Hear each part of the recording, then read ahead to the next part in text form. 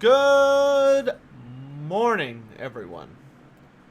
How are we all doing today? Bring me up, get that out of here, close that down, open that. Beautiful.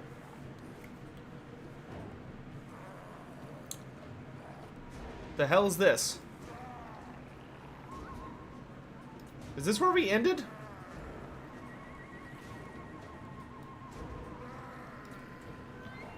That doesn't seem right.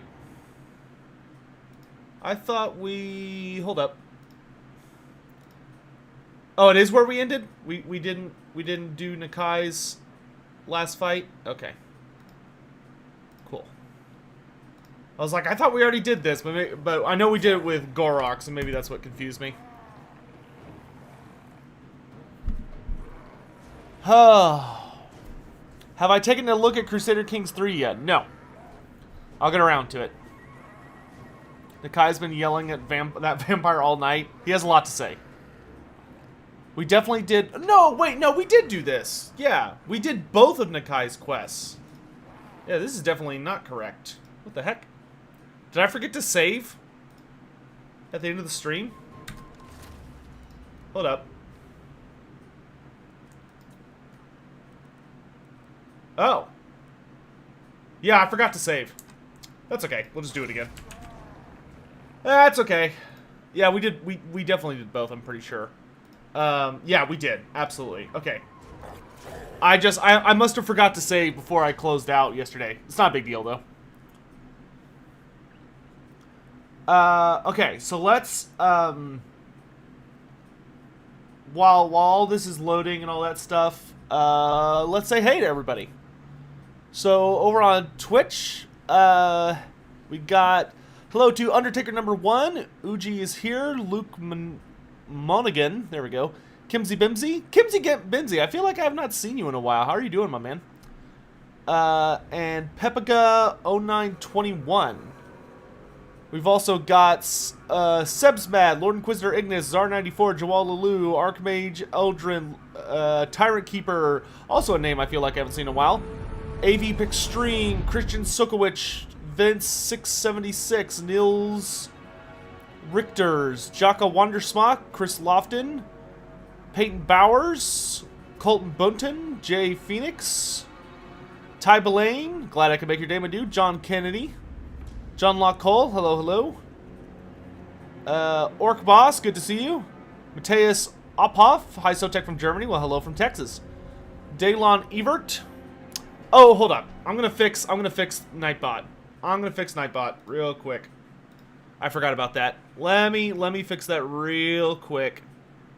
Nightbot is a little too sensitive about caps, but we're okay with caps in this neighborhood. So hold on. Let me tell Nightbot to chill the hell out. That's one Nightbot. And that's 2 Nightbot. Actually, I'm going to go ahead and fix that one as well. One sec. Problem with bots is they're a little oversensitive. There you go. Okay. Now y'all should be able to scream to your heart's content. Because I don't mind caps. I know some people don't like caps. I don't mind caps. Anyway, turn that down a bit. Dossix here. Good. Shadow Monster, how you doing? Nikos Zoraxius. Geronimo Roder. Dalen Evert. Do It Palps. Alright. It's good to see you all. Alright.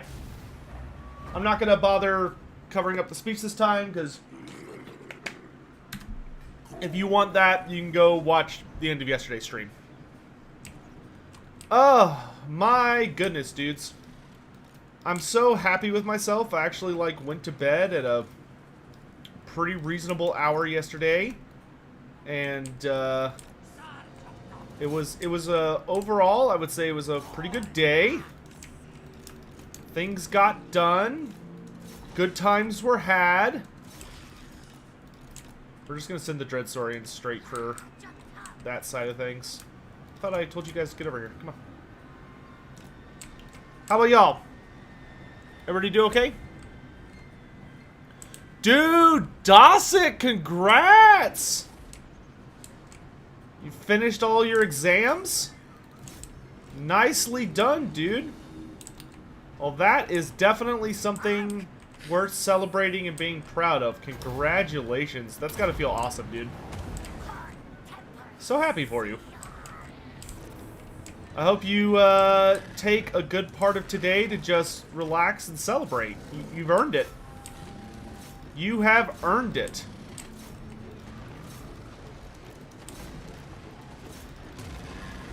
Oh, gosh. Okay, that was kind of rude.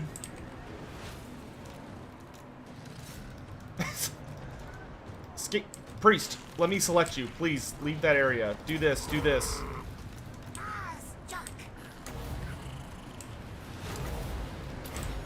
I need nerfs.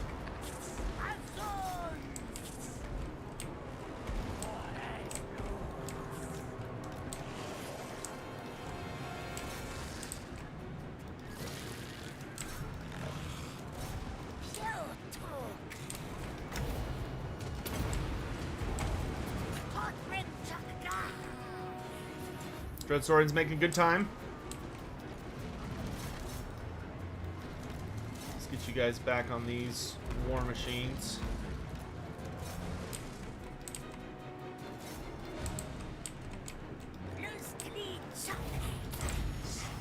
Keep those debuffs flowing.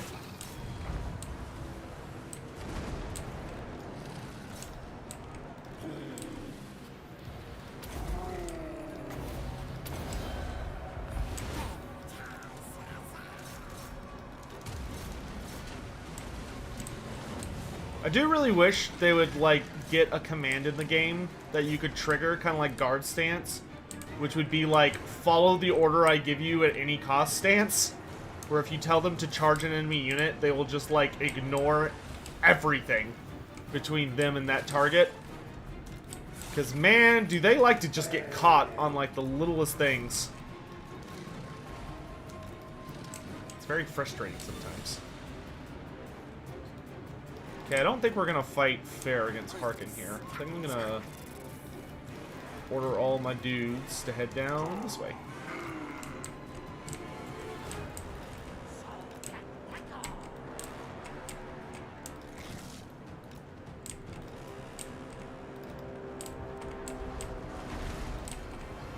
Okay, everything here is looking pretty good.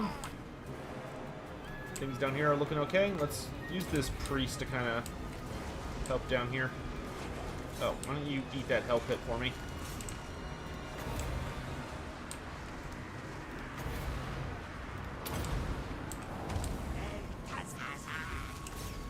Trying to clear out all this garbage.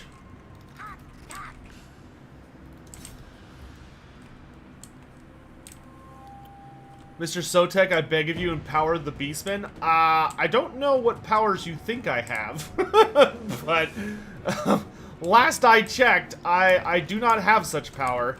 I mean, I can make videos about it, and I can do the same thing you can do, which is make posts on Reddit and try and get the attention of the devs, or at them on Twitter or whatever, you know, be nice about it, don't be an asshole, but you know, they're more than happy to hear from people. And I'm not just talking out of my butt, like I have had those discussions with them. They're always happy to hear from folks as long as you're polite about it. You know, don't be a jerk. Understand that not everything can happen at the pace you want it to happen, but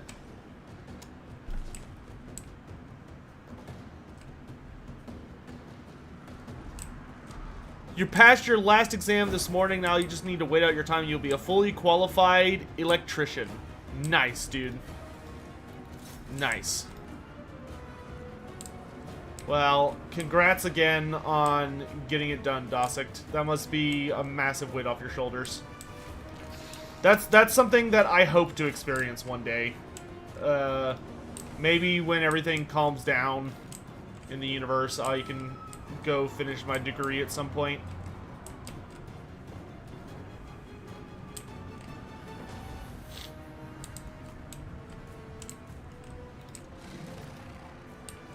Okay, let's send, like, 2 units around the back. And the rest of them just pile in! Yeah, you 3. Let's get going. I want Salamander shooting Harkin. Maybe get Nakai on him?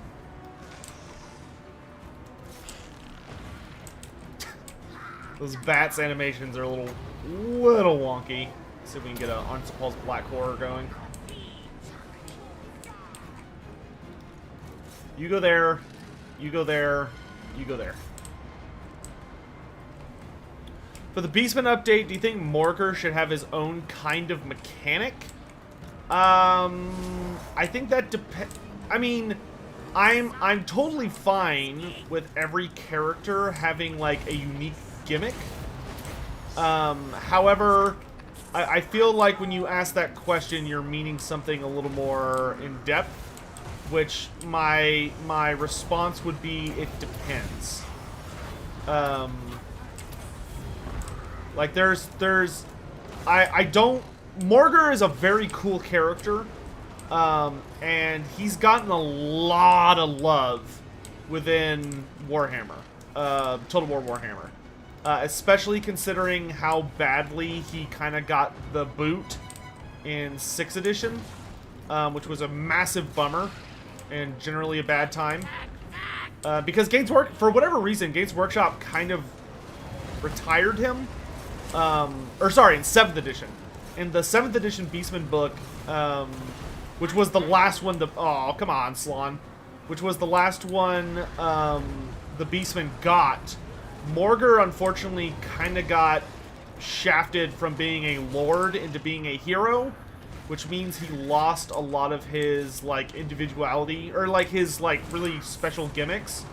However, Total War Warhammer, when they did Morgar, they restored him back to his, like, big beefy version that he had in 6th edition.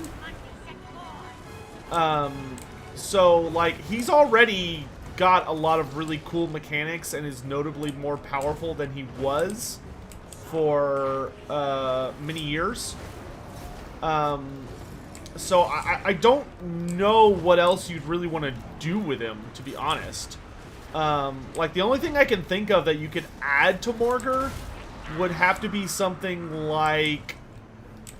Ooh, gosh. It would have to be some kind of weird... Oh, gosh, that Slon is very low and it's making me nervous.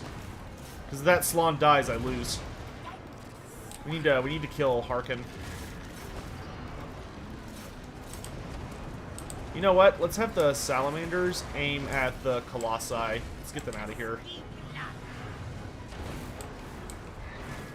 Slon, please don't. The Aura of Inertia. Okay, there we go. Once Harkin's dead, I think we're safe. Yeah, bonk him. So yeah, I just don't know what you could really do to Morgar to make him be more special without just, like, improving all of the Beastmen. Also, I just realized there was a tip earlier and I just totally ignored it because I'm a dipshit. I'm a terrible streamer. Just the worst. And it was from Lord Papanqui, who says, "Good to see you online. Thanks for the content." Well, thank you very much for the tip and the nice words. I appreciate it. Thank you. Very generous of you. Oh, Dosik, that sounds awesome, dude. Are there records of what happens if you call a dwarf short? I mean, it depends on the dwarf. Not all dwarf. You have to remember that dwarves are just like humans. Not every dwarf is the same. And not every dwarf is gonna, like, grab you by the shirt and then, like, beat you into the next century. Some dwarves will be meeker than others. And some will seek to de-escalate instead of escalate. It depends on the individual. Yeah, I totally forgot to save at the end of last stream. I don't know if I can... I don't know if I want to just jump into the next fight looking at this. Because my army's pretty beat up. So why don't we heal for a turn, and then we'll get the Ogham Shard next turn.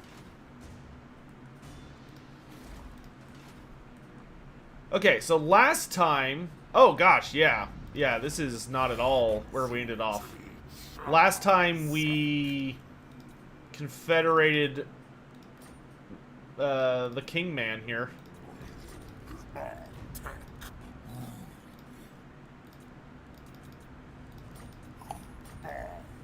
If I recall correctly, I had to give him like 20,000 or something ridiculous like that. Let's go for 16. Nope, gotta be more than that. Are we going up or down? No, we're going down. So yeah, we need to get him this turn.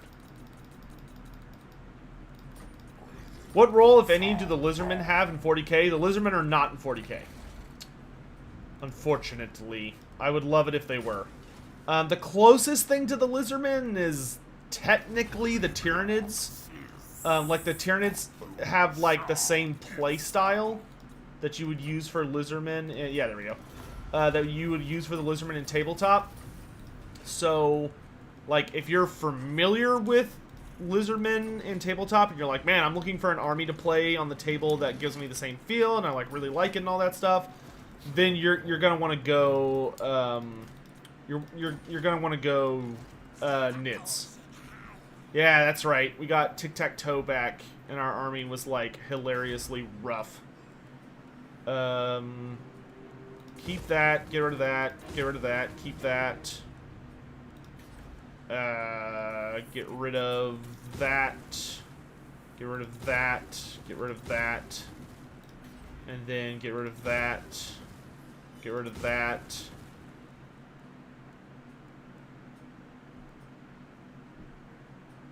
No, we can keep that. Well, I really like the scrying pools. I think maybe we should focus less on an economy here. Maybe that's what we could do. Go more for, like, military outfitting.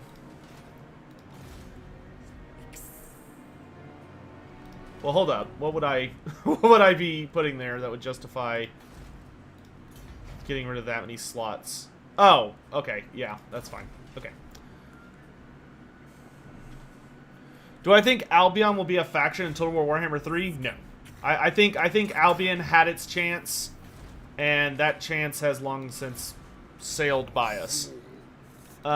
Maybe if they're super lucky, we'll get like a we'll get something like a oh, I don't know, a southern, like a Dogs of War. That's the only thing I can think of. If we got like a Dogs of War DLC, then I could see like a ton of those minor races that people really like making cameo appearances, or like showing up as like a single unit, or yada yada yada. You know what I mean? But I do not believe that you're going to see stuff like, yeah, you know what I mean? I don't think you're going to see things like Albion being a standalone faction that has all these, like, crazy... Like, it's going to have, like, a bunch of units and gimmicks and stuff. Unfortunately. Like, that would be cool. I just don't see it happening. I feel like that ship has just passed us by way too long ago. Okay. So we're healing Nakai for next turn. Krokar is currently dead. Wow, look at that. These guys are still alive. Skullcrag? Yeah. That's crazy. Wonder if Grom got absorbed by anybody. I really like Grom, but his AI is super bad. Like, it feels like he's always, like, practically guaranteed to be dead before you can find him, which is always kind of a bummer. Okay. And then Mazdamundi is slowly recruiting an army. No, I think Nippon and Kingdom of N are certainly possible. Hello, Friedrich Hecker, sorry. Notorious Gelt.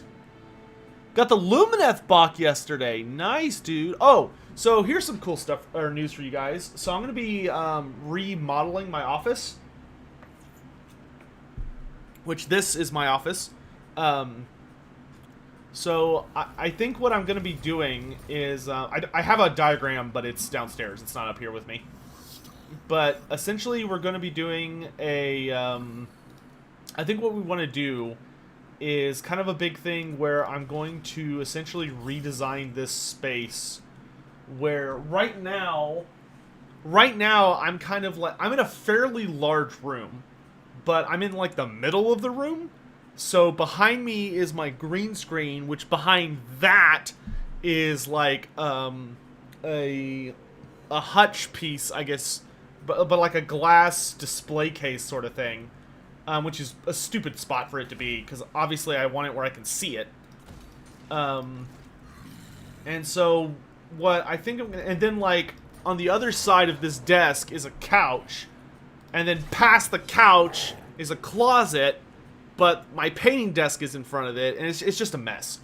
So I think we're going to do something like, I'm going to turn this around, and put it all the way against the wall, and then have the lights coming off the wall, because there's lights here which allow y'all to see me nicely. And then I'm going to be moving in more cameras. So there's going to be a camera, so like I'm building a new paint desk, which is going to go where this desk currently is. That way we'll be able to have like painting streams or hobby streams where we're able to like flat out, I could just change the camera and we'll be able to have hopefully like really high quality camera streams that are all about like painting or doing tabletop kind of stuff, which will be really nice. I just want to do more in this space, but there's gonna be a lot of really interesting redesigns. Once I start working on it, I'll probably post like update or progress pictures on Twitter or some garbage.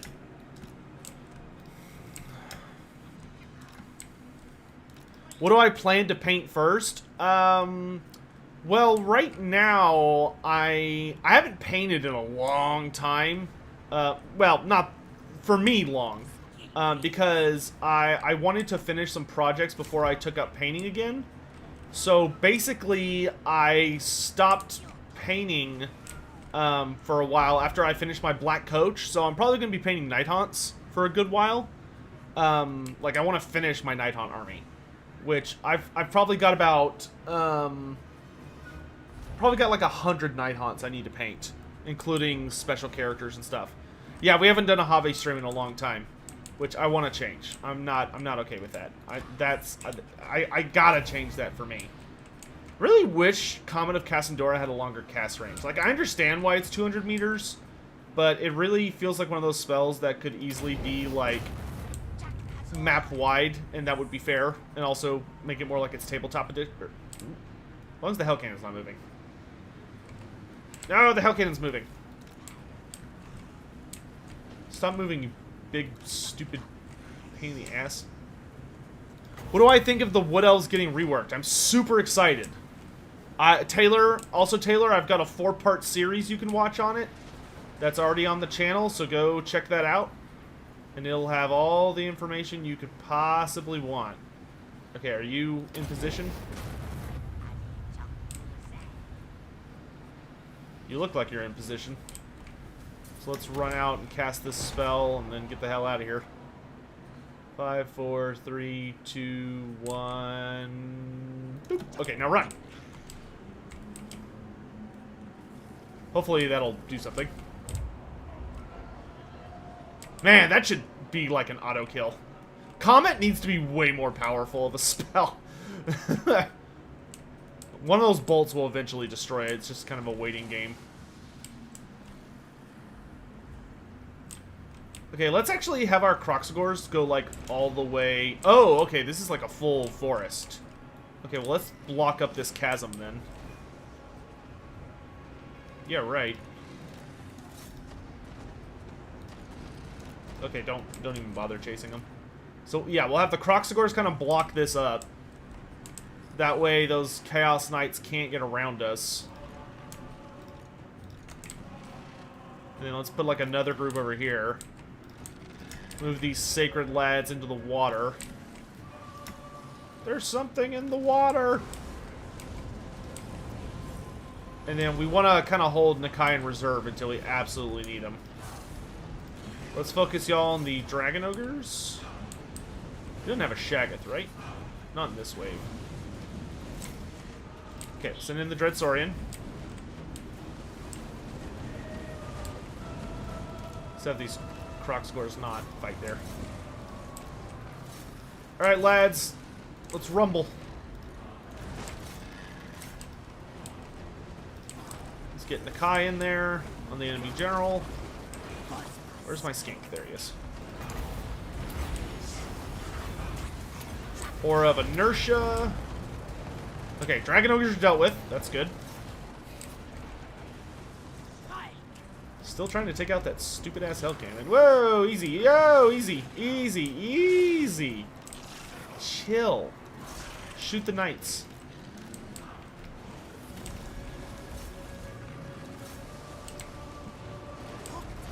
Let's do big buff on the Crocsgores. We can summon a Arnsapal's Black Horror. Get the Dreadsaurian munching on the enemy commander. Little tactical dude. Is Durthu still mad? Durthu's, yeah. I mean, yeah. The important thing to note about Durthu, though, that I think a lot of people get messed up on, is that Durthu is not... Durthu is angry, but he's more angry at himself than, like, the elves. Like, Durthu does not wish to kill the elves or to hurt them. Durthu is very disappointed by them, in that he feels that they have brought a lot of unnecessary risk and danger to the forest. But Durthu does not hate them. He just is very disappointed in them. And feels that they have rather grossly not done their job. They were meant to protect the forest, not destroy it, so to speak. And they definitely have played a significant role in bringing harm to the forest, as opposed to making sure that everything was the way it's supposed to be. Granted, the forest would be much, much, much, much worse off if it worked for if the elves were not there. But, yeah. Do we know what the next Q&A is? You don't. Some people do. Which, if you do, don't say it. It's a secret. Uh-oh. Whoa. Oh, God, did my game just crash? What the? Oh! Okay, then. Well, that's unusual. That's the first crash I've had in... Yeah, that was super weird. I got like a hiccup. There was literally like a hiccup and then it crashed. Well, okay then. Hey, Lord Master of Sotek. I didn't know you were doing the Twitch drop for Return of Reckoning. I am, and we're going to be playing starting tomorrow. We're going to be playing, well, yeah, probably tomorrow. We're going to be playing Return of Reckoning like all week. For like the rest of the week and weekend. Especially because of the Twitch drops, which I believe start on Friday. But, oh gosh, I got distracted. I play, right now I'm maining like a Dwarf Ironbreaker and I think a White Lion. Okay, so we just gotta end our turn. Well, at least we didn't do everything in one turn like we did earlier. We just,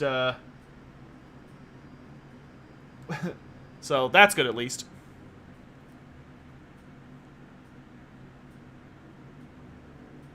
Yeah, Desolated Maggot, I had the same thing. Like, everything was still functioning, but all the units had frozen and the game crashed. It was very strange. I'm not sure what caused it.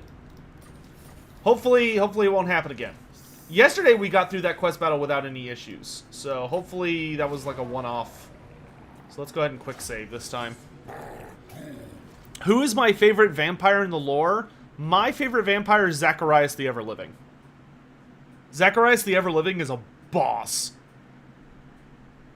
I'll have to add you. I'm a renown rank 84 healer. Good God. Yeah, I think my Ironbreaker is like level 26 or 27. Have I ever played The Witcher? No, I really want to though. Vlad though, I really appreciate Vlad. Vlad's in my top 3. But unfortunately, Zacharias is just my boy, dude. But Zacharias is also my favorite bloodline, so he has an unfair advantage. I am a massive fanboy for Necrarchs, which are like the magic line, but they also specialize in like creating new forms of undead, and I think that's like the coolest thing. They're like the ugly vampires that specialize in sorcery and creating new horrible abominations. And whenever I play a video game where there's a Necromancer class, if it doesn't have summoning, I'm not interested. And Necrarchs are like summoning stuff. Lore behind the Boxagors does not exist. That is a CA original creation. Croxagors with Geomancy gloves are that is not a thing. It only is in this game. We know it doesn't exist, just make something up. Oh, I'm sure I could crack something up, but I would want to sit down with my books and be like really... I would want to be really nitpicky about it. The Mulder clan of vampires? Yeah, they're essentially like Clan Mulder.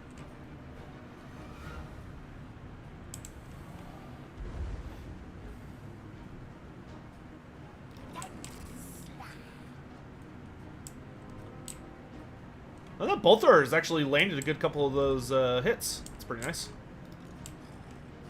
Man, I'll tell you what, if there's one thing we don't have in game that annoys the crap out of me, it's that, like, I hate how many spells, like Harmonic Convergence, for instance, I hate how many, which it may have done this in tabletop, I'd have to double check.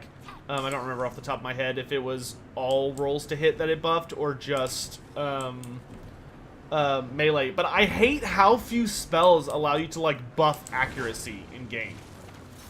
Like, that seems like such a basic, fundamental thing to have. Oh, these knights are about to have a really bad time. But I'm more interested in the Dragon Ogres. Okay, let's see. This worked really well last time, so y'all block up that little pass.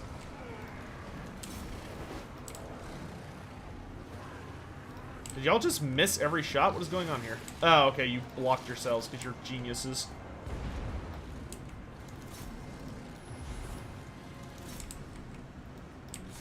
Kill the Dragon Ogres, Croxagors.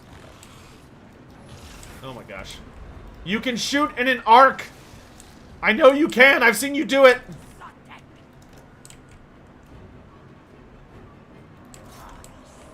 Why do I bother? Just get over there.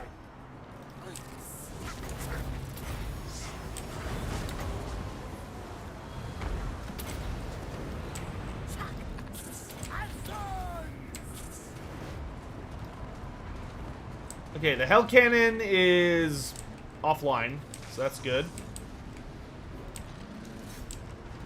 Okay, they're coming around the back, so let's pull back our Croc scores here.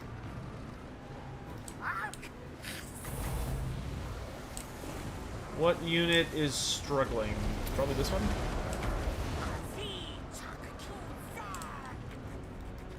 Okay, you can stop firing at them. Why don't you fire at Chosen?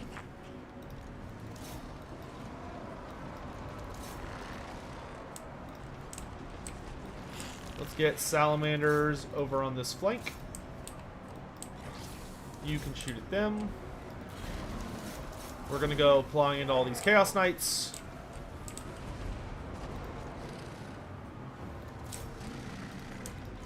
One of y'all fall back just a hair.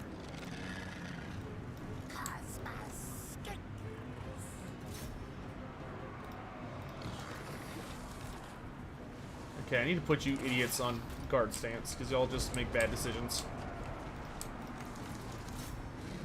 Catch these guys in the water, and we can win against them very easily.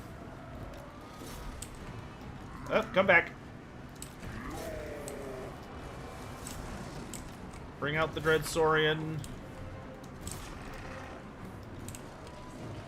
Okay, he's doing a great job. Let's focus him on those knights.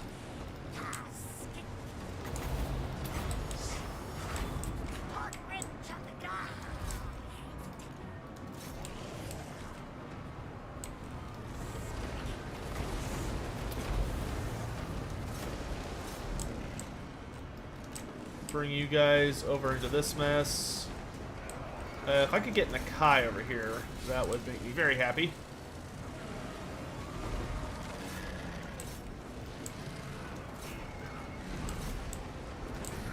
Here we go, and Aura of Inertia. It's a very, very good ability.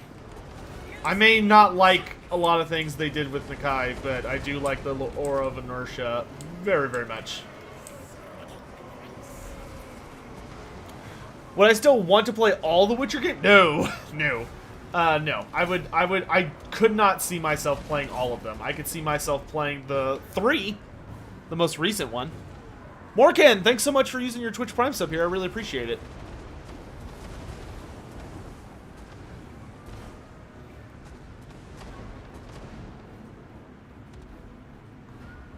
Victory and no crash. Good.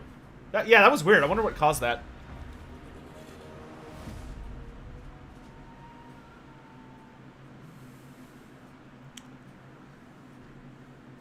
Looks kind of cold. How are the Lizardmen staying warm? Magic. There you go. What are troglodytes? A troglodyte is like a... if I recall correctly, is like essentially a degenerated human or like a degenerated being. If you're asking about the Lizardman creature, there is a dinosaur called a Troglodon. Which a Troglodon is a... Ooh, gosh, how best to describe it? I mean, obviously you can look up what it looks like, but what it is a Troglodon... This one's actually kind of tricky. A Troglodon is a very large... it is... Well, not very large. It is a Carnosaur-sized monster that almost has, like... It has serpentine and catfish-like features, is probably the best way to describe it. It does have a very catfish motif, where it's got, like, the whiskers. But a Troglodon is they are very, very angry, not nice beasts that are beyond infamous for their foul temperaments. And the big thing about them is that they are not terribly fond of anybody, and that includes the Lizardmen. So, 1, 2, 3, 4, 5, 6, 7, 8, 9. I want 10. 10. And then let's pick out one more Saurus. So, the thing about them is that the Lizardmen were not able to master the Troglodon for, like, a ridiculously long time. Like, it was basically a very spooky creature that wanted nothing to do with the Lizardmen, and so they just kind of gave it a wide berth and left it alone because they couldn't control it until I want to say, oh gosh, it wasn't that long ago in the Lizardman timeline. I think it was like maybe 1,000 years ago, but maybe less than that, like maybe only a few hundred years ago. But at some point, some skinks with twin tails started spawning.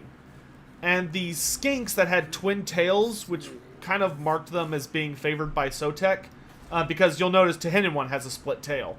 But these skinks with split tails essentially had the ability to, like, just walk up to a Troglodon and just be friends with it.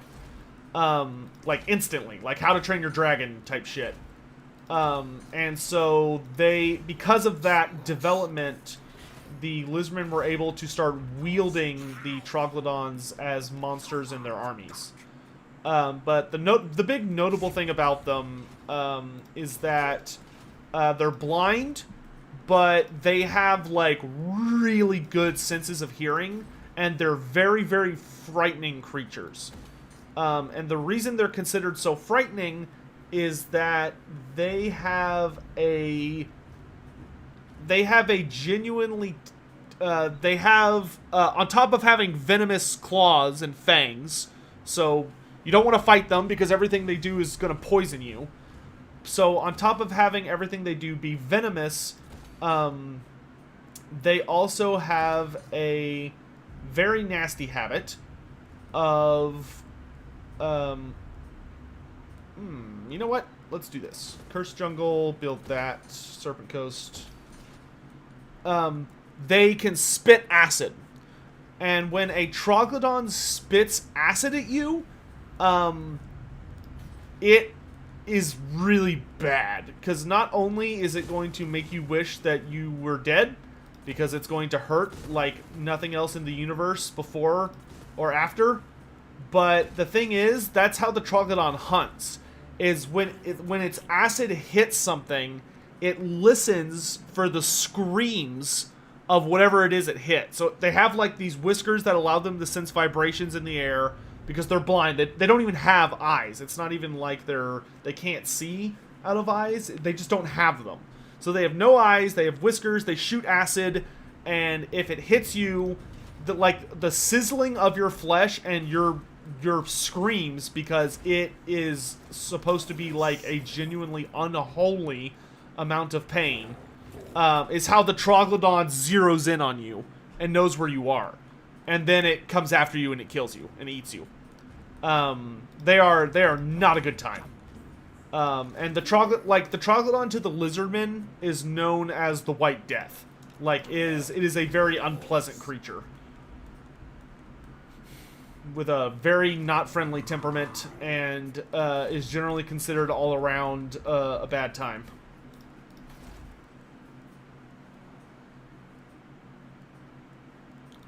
Okay, we need to get garrisons going. So there's a lot of angry greenskins that want in on my territory, and I'm not interested in having greenskin neighbors.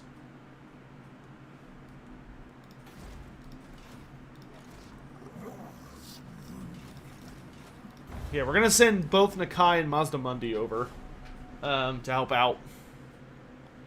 It should have been Tehenhauin's top mount. Well, the Troglodon has a cool relationship to Tehenhauin technically, but Tehenhauin's his big moment during the war against the Skaven was when he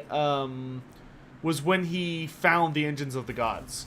So the Engines of the Gods basically just didn't, they existed, but the Lizardmen did not know where they were, and they also did not understand how to operate them until Tehenhauin found them. And the big super duper famous moment for Tehenhauin, when the Slann were like, oh shit, okay, clearly this guy is favored by Vashnar the Tormentor.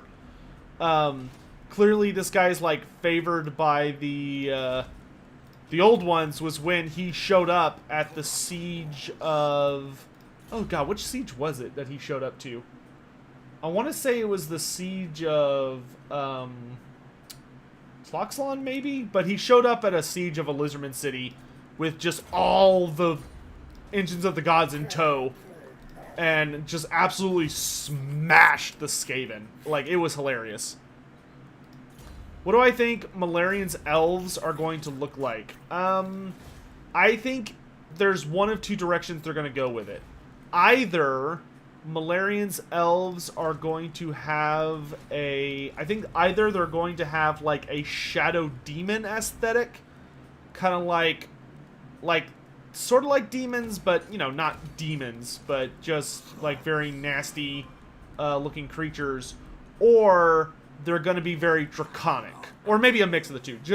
Generally, all of the armies in Age of Sigmar have usually 2 to 3 themes in their army.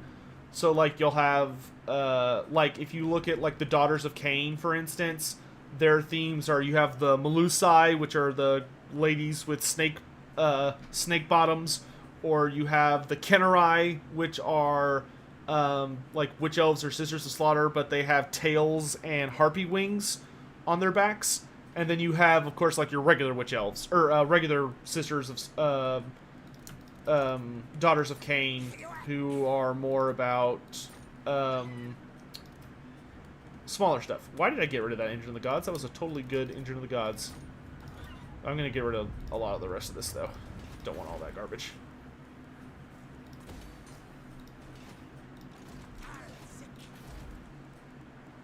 Teotihuacan.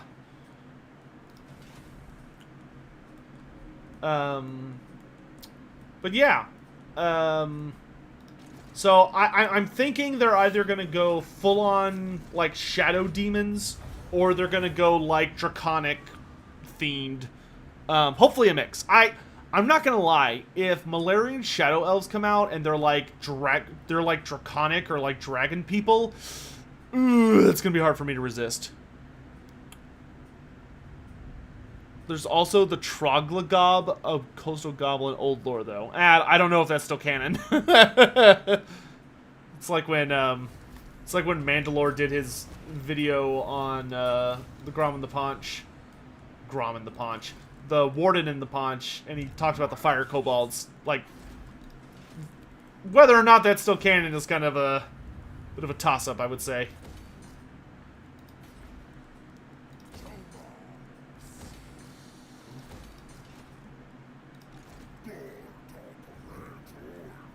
Okay, let's have Gorok do ocean encounters while he's just gonna... Oh, wait, there's one right there. While he's just kind of hanging around.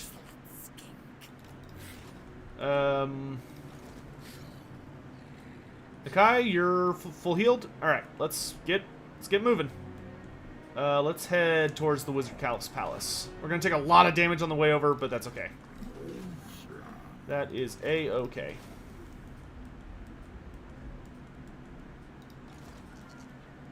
I want you to fly down here, I guess? Oh, no. Here's fine. Right there is just fine for right now. You head for the border between us and old Morthy. Hag breath over there. Have I ever tried the randomized start mod? I have not. I might do that at some point. I don't think I ever play this game enough to the point where I feel like I need to vastly change my experience to have a good time. I'll be honest. Do I think that Lord Croak could have become an incarnate in the Winds of Magic? John, I think he could have, but it would not have worked very well from a narrative standpoint. Lord Croak's kind of whole thing is that he's like an echo of an age that was, and he was like basically a god, but because he's dead, he's only a fragment of his former power, which, you know, he's still very powerful. But, you know, he's manageable power-wise because he's dead. I think if you were to, like, try and make Lord Croak an incarnate, you would basically just be bringing him back to life, which would kind of mess with his character design, in my opinion, at least. Like, he wouldn't really be Lord Croak anymore, if that makes sense. You would essentially be creating a character who is, like, he would cease to be limited in any way and would basically become like a demigod. Which would be very unnecessary. Like, cool, but unnecessary. I'd rather have seen Mazdamundi get that honor. Temple of the Eclipse!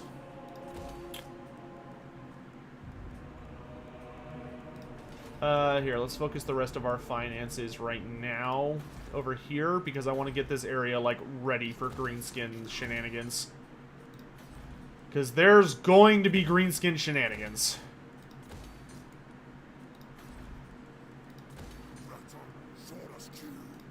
Oh gosh, I'm running low on money.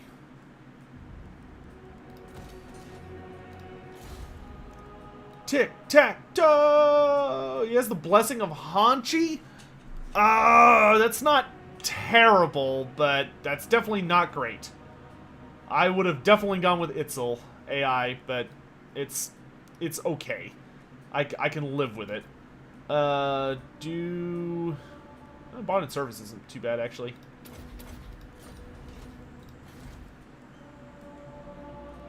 Oh, we can still afford the Doomglade. Well, okay, so Tic-Tac-Toe is just, like, insanely good at ambush warfare, which is not, like I said, it's not awful. It's not ideal, but it's not awful. Yeah, let's go Obsidian Lodestone. God, I really wish they would rework magic resistance in this game. So that it's spell resistance and not just flat, you are good against all magic, because that just doesn't make sense. It's not how it works. And it messes with the balance of the game so much.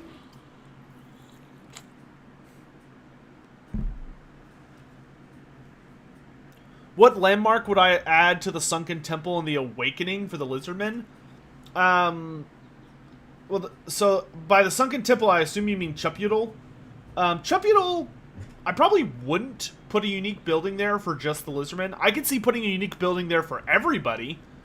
That would allude to the fish people race, because we know that when Chupudal sunk beneath the waves, the fish people of Warhammer Fantasy, like, set up an empire, or set up, like, a city within its, within, like, the leftovers. I'm struggling for the right word. The ruins, there we go.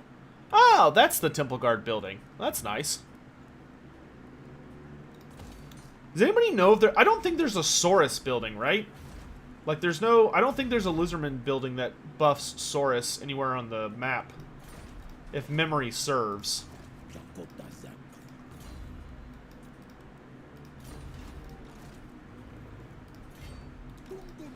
Okay, Tehenhauin's gonna deal with Vashnar. Mazdamundi's got his beatstick gang here, ready to ship out. Nakai should be making landfall shortly. Do other races hire Eshin assassins ever? Oh yeah, that happens all the time. Clan Eshin has worked for humans. They've worked for they've essentially worked for, like, yeah, yes, the answer is yes.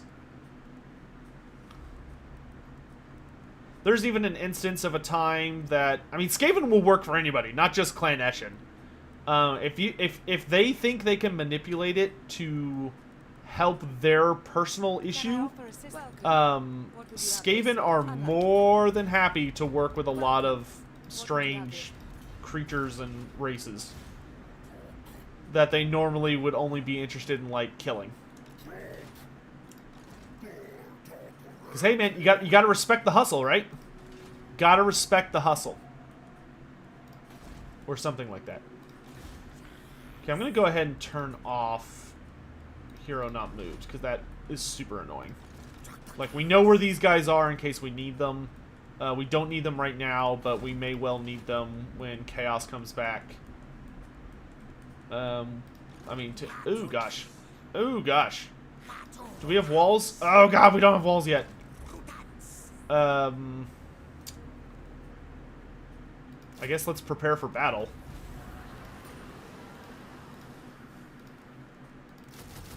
Summon all the blessed stuff. All of it.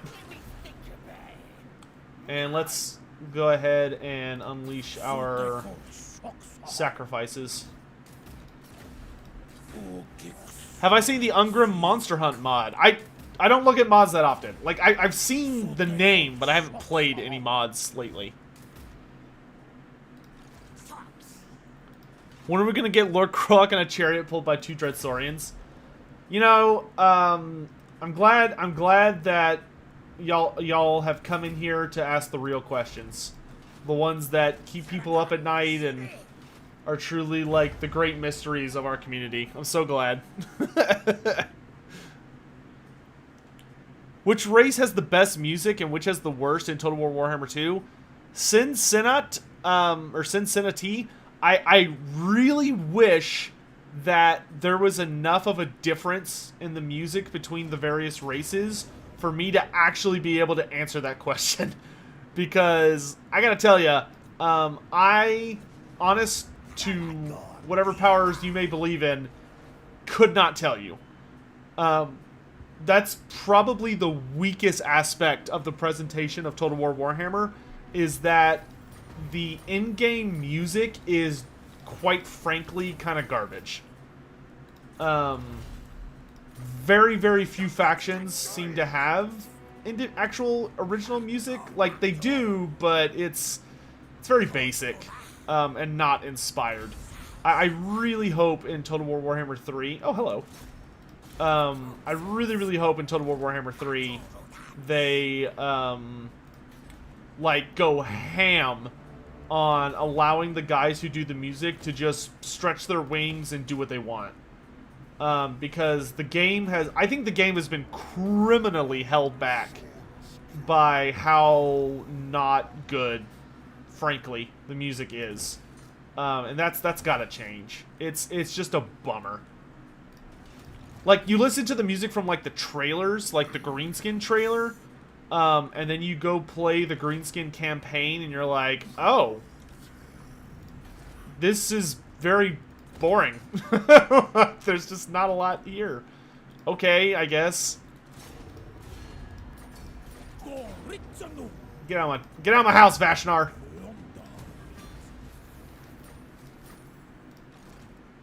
All right, and then there's another guy down here. Off you go, Tehenhauin. Get your big booty moving.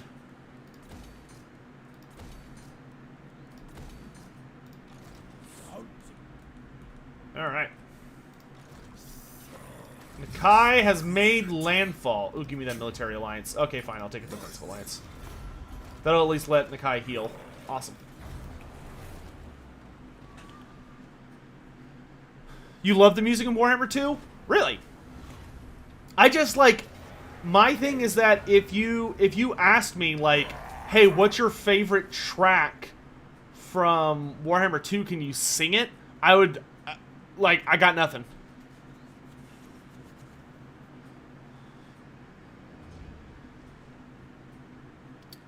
Patrick, thanks so much for the nice words, my dude. Hopefully we'll be having more of those in the future. I really want to get into the hobby side of... or, the hobby side of the hobby. You know what I mean. Like, really hard. You know what I really want? I really want to get one of those... I really want to go for one of those Warhammer Hero Award things, but I feel like there's not a chance in hell until I, like, really am able to dive in on the, like, hobby side of my channel. But with my current setup, I just can't do that.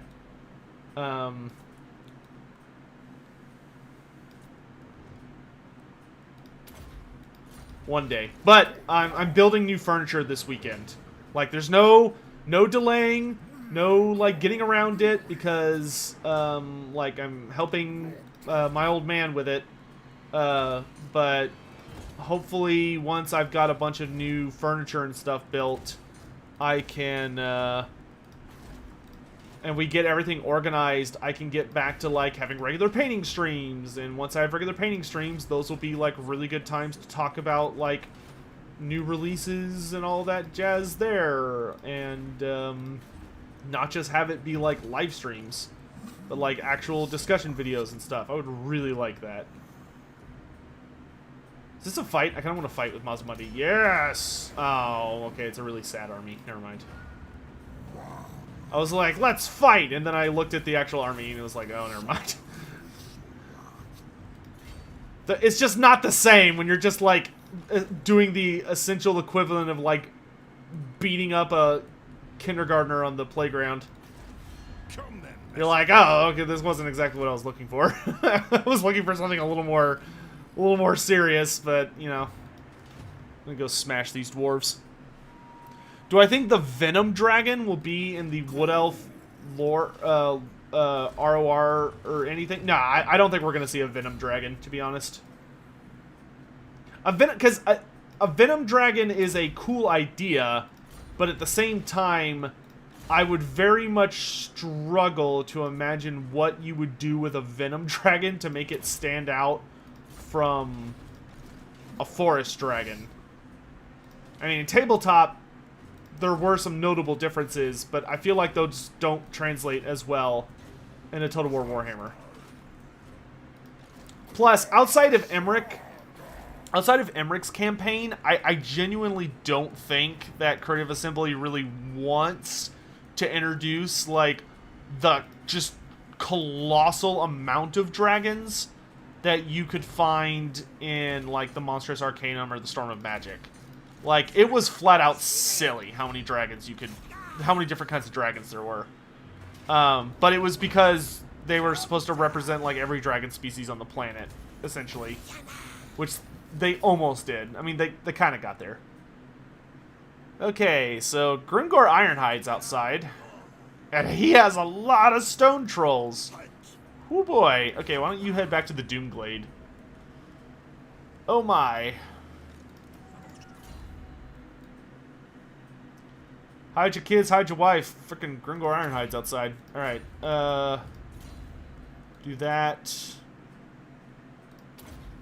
I kind of wanted a Beast Wizard for this army, but I'll... that's fine. I'll deal with the Heavens Wizard just for the moment. Is it possible for Creative Assembly to create an incarnate of life for Wood Elves? Would that make sense lore-wise?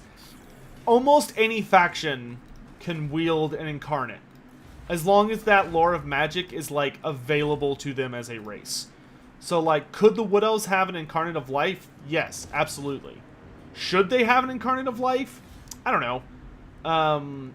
Personally, I would rather see the incarnates used to allow... Okay, so I am going to make a video about this, but since, like, we're just hanging out and not doing a whole lot, I'll go ahead and tell you what I want to do with the incarnates, because I want the incarnates in the game. Oh, real quick, Jormungandr.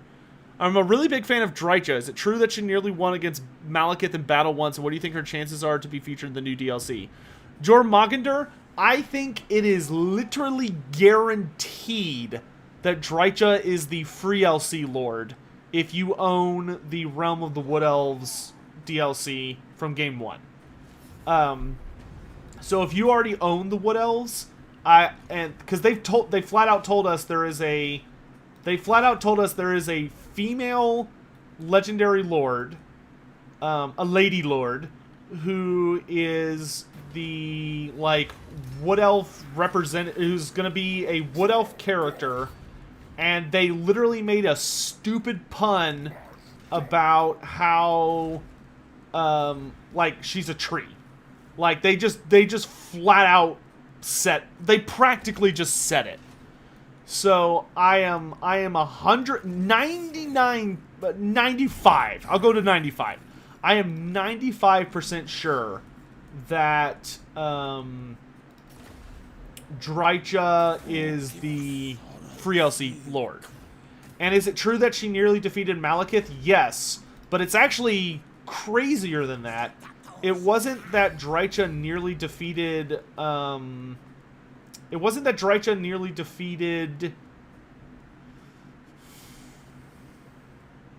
Malekith as, like, the true crazy part. The true crazy part is not only did Drycha nearly kill Malekith, but it was after Malekith was the incarnate of Shadow. So, like, Malekith was already basically a god or a demigod, and Drycha was beating the crap out of him, which was totally ridiculous. Granted, it was in the middle of, like, a huge mess of a fight, and it kind of built up to Drycha managed to sneak up on him, and he tried to use shadow magic to fight back against her. But the problem with Drycha is that Drycha is, like, a very, very good shadow wizard, so even though Malekith was better at it, he couldn't use shadow to, like, effectively mess with her, and she just started, like, beating the tar out of him. You know, like, kind of like how the Hulk, like, it's not about finesse, it's just about, like, pure, just rage. That's basically what Dreicha was doing to him. He does manage to kill her, but it's only after like he definitely was he was in trouble for a good minute.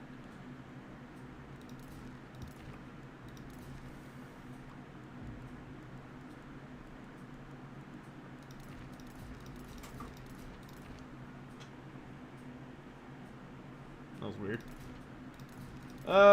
Stuff.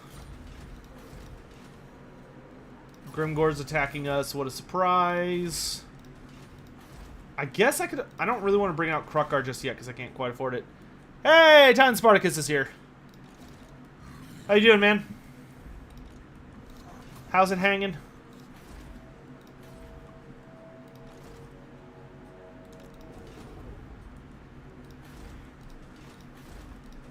Doing all right, I hope.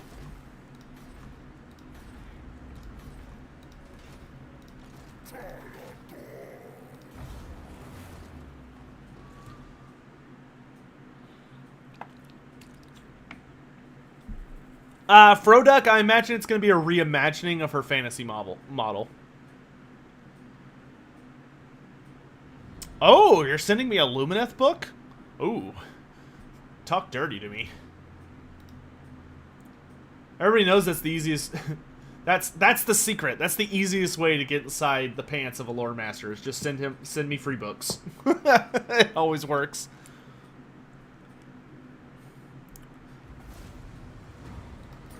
It always works. Oh god, a Doomtide. That is not what I needed right now. Well, at least Tehenhauin is kind of close. So we'll have him deal with... Who is this? The Troll Skulls. Once we've gotten the Troll Skulls under control... Pat. That was unintentional. But once we've got them handled... There we go. We can... stretch down to turn our attention to the Chaos Legions, which Tehenhauin will absolutely beat the tar out of them. Probably without even trying. Okay, I want to wait until Mazdamundi gets here. Because I really want to level Mazdamundi up so that he's on Zlak. That way I don't have to worry about him getting, like, sniped by people. Oh gosh, Grimgor got help. I should... Yeah, we're going to fight Grimgor right now. I want to fight Grimgor before he manages to get, like, an entire additional army behind him. Then again... Hold on. What's his second army? Yeah. It's a lot of biggins. And Wurzag, who's really kitted out. Yeah, I feel like it would be better to meet Grimgor now on the battlefield. Take him out. Christian, how you doing, man? Have I ever worked as a traveling salesman? No. That sounds very stressful. I worked as a musician for a long time. Are there any notable holes in the Norscan roster? The Norscan roster has been very expanded beyond what it was ever intended to be. However, there are definitely some things I could see added to it, yes. Probably the biggest thing I would like to see for them is I would really like to see them finish the Famir theme. So, like, give me Famir nobles as a lord choice. Give me a Famir matriarch as, like, a legendary lord. Then give me Cursed Ettins. Cursed Ettins would be super cool. Those are a Norscan monster that are, like, super disgusting and all kinds of, like, nightmare fuel. So that would be... My army's, like, all skinks. And then a little bitty pterodons. I need to get rid of... Move the Regiment of Renowned Flyers into Tic-Tac-Toe's army. God, I really wish Games Workshop had redesigned Tic-Tac-Toe so that he either had a ranged attack or he flew on a Ripperdactyl. I will never understand why they did this to him. Like, granted, in tabletop he essentially becomes a Ripperdactyl after you've dropped his rock, because once you drop his rock he gets the I like how he's holding 3. I have 3 boulders. That seems like a bug. I'm not gonna complain though, I'll take it. But yeah.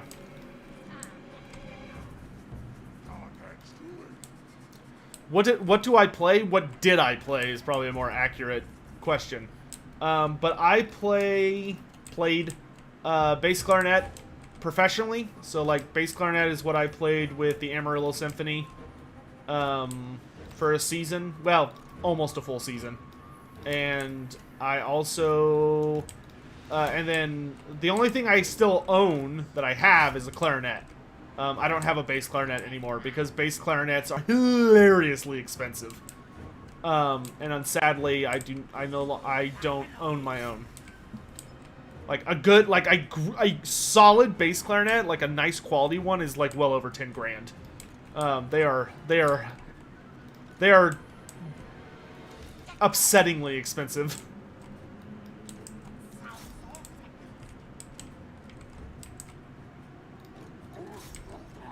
Okay, let's have you guys intercept. Skinks will just... oh, you know what? We can have the skinks, like, lure the trolls into the forest. That'll work very nicely. Riverdactyls are being jerks, which is what they're good for. Let's move the Stegodons back if we can. Oh, this is going to get messy.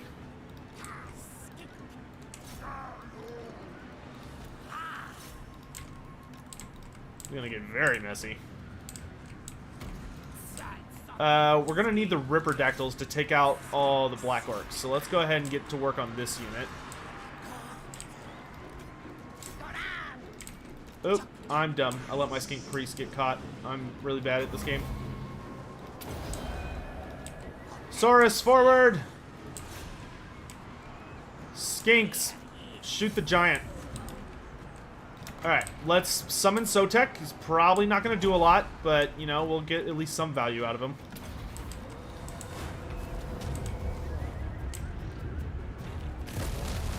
The god is here!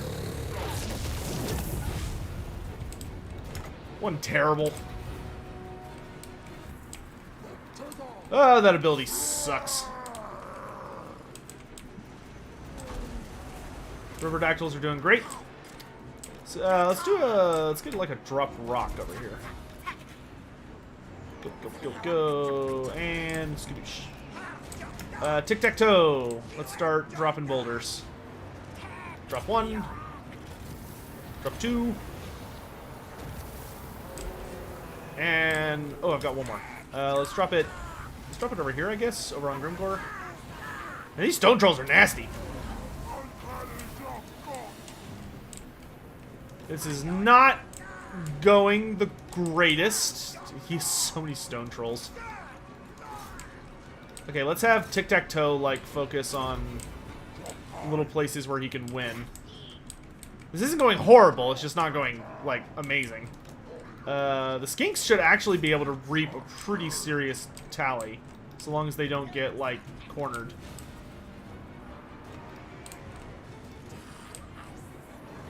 Okay, let's focus the giant.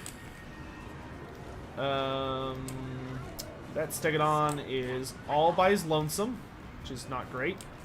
Okay. Ripperdactyls, y'all got a lot of work to do.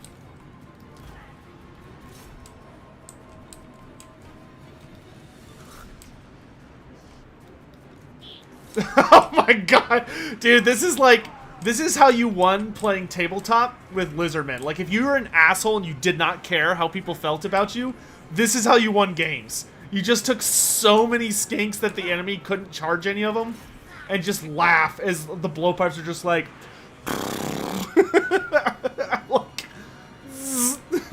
It's just like 1,000 damage per volley. Good god. Cannot imagine anything more toxic than just, like, mass skink fire.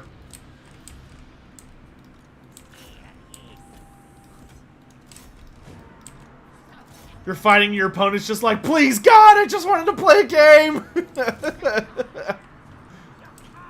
Skinks go Bert. That's exactly what it feels like. Excuse me. See if we can spread out a bit.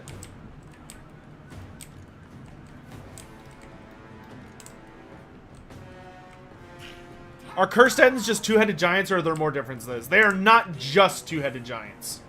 In fact, I don't know if they're technically like giant class, like size. I believe it's a little bit more complicated. I'd have to double-check their page, which I can here in a second. Yeah, there you go. No, you can't just kite me with...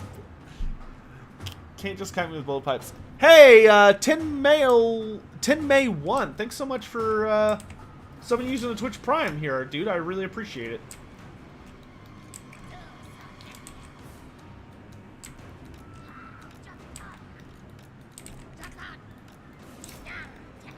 Kill the giant!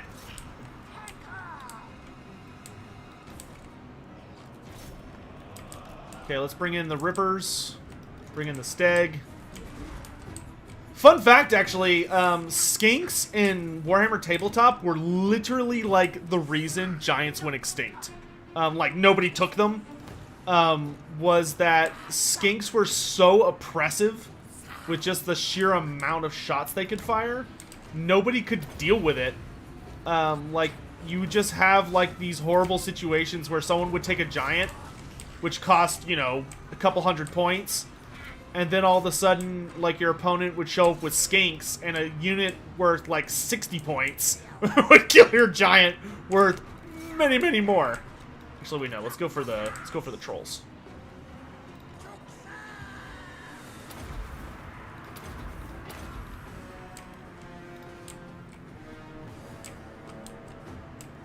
This actually went much better than I thought. Like, yeah, Grimgor is still kind of a problem, but we don't have to kill Grimgor. Oh, wait, no, he's unbreakable. No, we do have to kill him. That's fine. We'll just save him to the end. I don't think even Grimgor can survive the Ripperdactyl spam. Yeah, look at these trolls. They're just like, oh god, please stop. Please stop. Shoot that. Get out of there. Get out of there.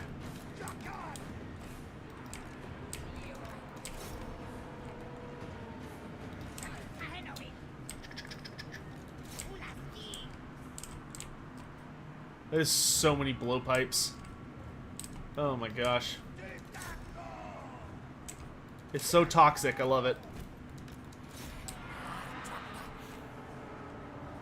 I mean, you could win multiplayer doing this too, which I always found really funny.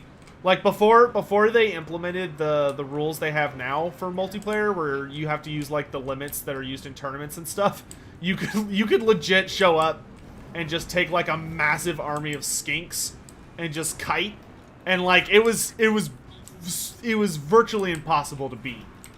Like, your opponent had to make a massive mistake or just be an idiot. That was the only way in hell you would be able to beat a mass kite build.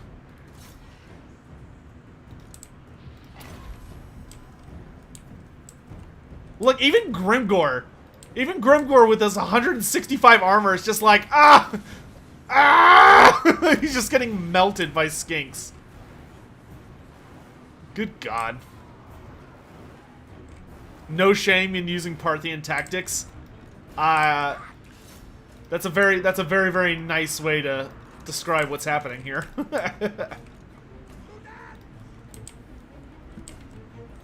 Nonsense, I'm just using sophisticated tactics. It's not disgustingly cheesy at all. Hey, don't you run from me. I want you to go in my snake pit. I showed you my snake pit. Please respond. Alright, all that's left is Ironhide. Which, honestly, the Stegodon could probably solo him. Whoa, no. Just shoot the Grimgor. We're not gonna play nice. We're just gonna show him the meaning of pain. If you're out of ammo, please vacate the premises.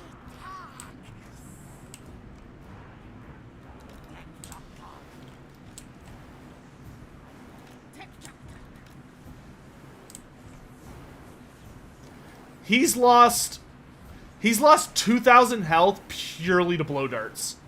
Nothing else has touched him.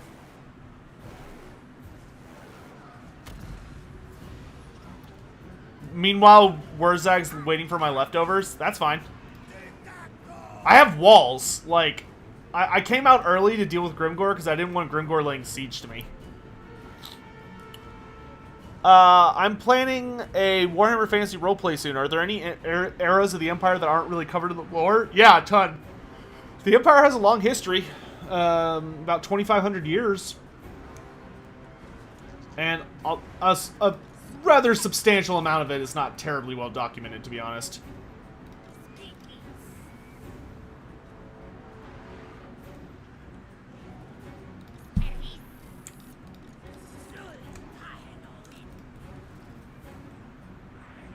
Do you think Grimgor's having a bad time?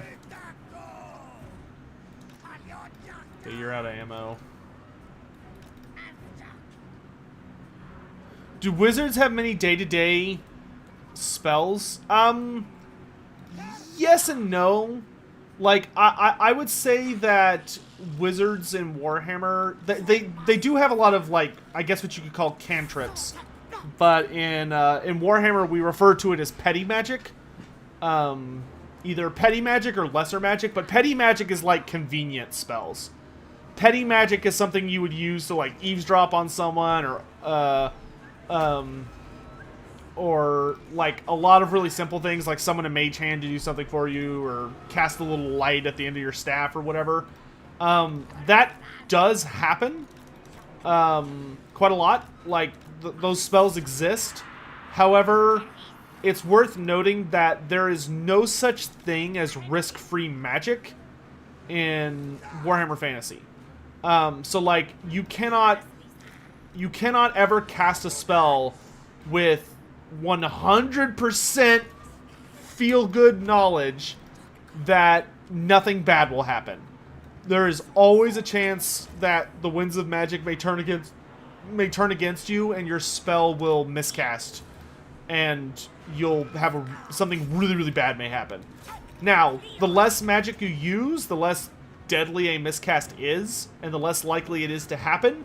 So, like, if you're just casting little spells that you're using for something super convenient, 99.9% of the time you have nothing to worry about. But because of that, you don't see a lot of casual magic unless it's in a place that is so saturated with magic that it's just part of life. Like Ulthuan or Athel Loren or Nagaroth. Like the elves are such intrinsically magical beings that they use magic very, very, very, very, very casually. Like, it would not be that unusual for you to visit Ulthuan and to, like, visit a nobleman's house, or, like, just some, not even a nobleman's house, just some elf's house, and that elf uses, like, a really minor spell to have, like, a broom just doing chores. Finish him with Dubois? Oh, don't worry. I will, but I'm gonna make sure I finish him with Dubois, not accidentally get Dubois killed. Especially if you keep slapping me with your next. No, you nerds get out of here. You're done. Your job is done. Yeah, because Tehenhauin is still fresh. Oh, that's because I've got perfect vigor. Well, that does help. Come on, use the rest of your things.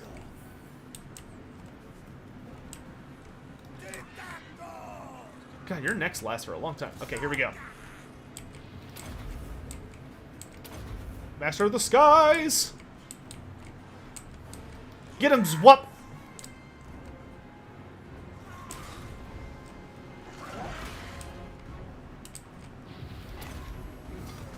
Ugh. Bring in the brass! Good hit. I'm gonna get out of here before my buffs wear off. See, bitch!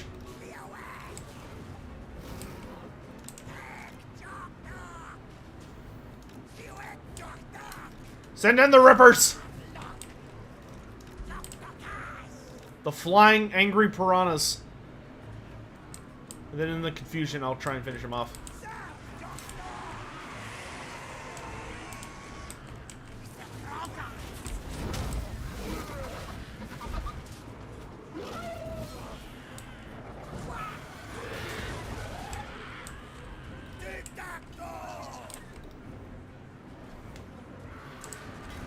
I don't care who kills him, just somebody kill him.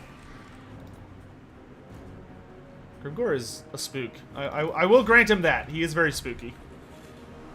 DeBoy versus DeGit, yes. Thankfully, Ironhide has been effectively dealt with, at least for now.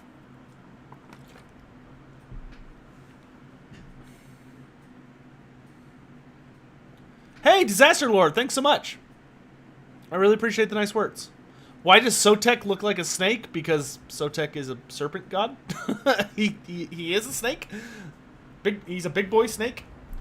Though I'm always a little bummed when I remember that he is not just, but you know, just a giant snake. In my mind, I always wanted it to be a little bit more like Quetzalcoatl, where he has like wings, like feathered wings. Which, granted, that's what the Kodals are. But I always wanted that to be more of a thing for, I wonder if I should leave. Because I don't think I'm going to be able to stop that. And I don't feel like dying for no reason. I think I should fall back. Ah, but the Cursed Jungle doesn't have walls. Okay, let's do this. Let's try and be smart. Tic-tac-toe is a very, very high chance to ambush, so I'm gonna try and be a sneaky boy. Now let's perform the rite of Sotek. So we get skink buffs.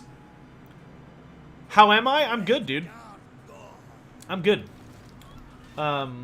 Not sure if you saw, go check your Steam inbox inventory. Oh, thank you.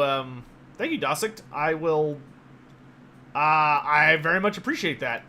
I will have to figure out when we're gonna do that at some point.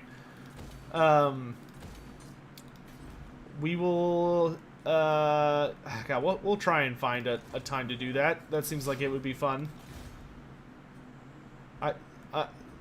I think it may be hard for chat not to backseat game, but I'm also not like crazy bothered by backseat gaming. Even though we will try and like keep it under control. But thank you. Yeah, that's very nice of you. I would love to stream The Witcher for you guys. That could be a very good time. Not coming up anytime super soon on the agenda, but it's something that we will check out. Why is Mazda Mundi so active? There's a lot of theories to that, like suggested in the lore. The biggest hypothesis for why Mazda Mundi is the most active of the Slann is essentially that because he lives in Hexawatl. Hexawatl is known as the City of the Sun, and it falls along like a really important line of the geomantic web that essentially all of its important aspects and traits and events revolve very heavily around the sun and solar events. And because of that, it's, you know, lizards, or especially lizardmen, gain a lot of energy and like, whoa, like they get super energies by sunlight, just like regular lizards do, because, you know, heat is good for cold-blooded creatures to get all pumped up. But essentially what they did was, oh, we did get the ambush. Okay. Oh yeah, this will be a massacre. Essentially what they did was, so because of that, Mazda Mundi seemed very much predisposed to being more active. But the big thing that happened with Mazda Mundi was that he got woken up. So what they explained is that when Chaos entered the world for the first time, like the portals at the two polar gates shattered and blew up, and a lot of shit hit the fan, but the Slann were the only ones who actually basically bore notable witness to it, in that they were 100% aware of what was going on, and the second Chaos like smashed open the door, the Slann were on it. Like they were ready. And because of that, they were able to save the world, because the very effort of the polar gate exploding could have easily just destroyed the planet, like just leveled it and wiped out all life instantly, but it wasn't able to, thanks to the fact that the Slann were able to essentially kind of hold back the tide. And so because of that, the unfortunate side of that was that the Slann had to basically stare directly into the abyss. Like, they had to look straight down the jaws of chaos, right in its big ugly face. And because they did that, something, like, deeply, deeply affected them by doing that, and bothered them. It kind of, like, sent them almost into a malaise, because just staring into the, like, the very open jaws of chaos itself basically just, like, caused their brains almost to short circuit. And they just could not escape that effect on their brains. However, what ended up happening just completely by accident, essentially, was that when the humans of was it Port Reaver? Or was it... I want to say it was Port Reaver, but essentially the humans of one of the... No, it was El Cadavo. It was El Cadavo. The humans of El Cadavo basically just kept messing around and doing stupid shit to the point where the Lizardmen, or the Skinks, attendants of Mazdamundi, kept waking him up to deal with the humans. Because they keep waking him up, be like, oh, the humans are getting too close to Hexawaddle. Oh, the humans are getting too close to Hexawaddle. Just over and over and over. And Mazdamundi, every time he would wake up, he would basically, like, send an army to go kill off the humans. Or, like, just push them back. And finally, when they woke him up for the third time, Mazdamundi was like, I'm fucking done. Like, he was just super pissed. So instead of just, like, kind of mumbling awake, he full-on woke up because of how angry he was. And he flat out, like, he called up his attendants and was like, alright, go into the stables, find me the biggest find me the biggest damn, Stegodon we have, put my palanquin on that Stegodon, I'm going to go out there myself and deal with this problem. So they did what he told them to. They put Mazdamundi's palanquin on Zlak, who was the biggest, angriest Stegodon that the city of Hexawaddle had. And once he was fully equipped, Mazdamundi waddled out there, and as soon as he got to the edge of the city, he just cast Ruination of Cities and killed everybody. He was just like, boom, done. And everybody died. It was like a complete massacre, and there were no survivors. Because Mazdamundi just ran out of shits to give.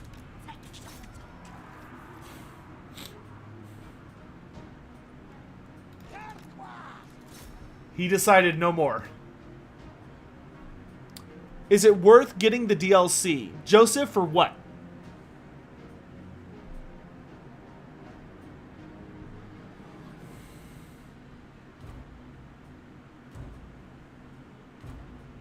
Well, Jay Phoenix, it's worth noting they're not called Quetzalcoatl's in Warhammer. They're just called Codals. So get rid of the Quetzal part, and then you've got what they're called in Warhammer Fantasy. Oh yeah, somebody asked about the Cursed Ettin, and what are they? Like, as far as what would they be in a Norscan roster. A Cursed Ettin. Let's see if I can find their page.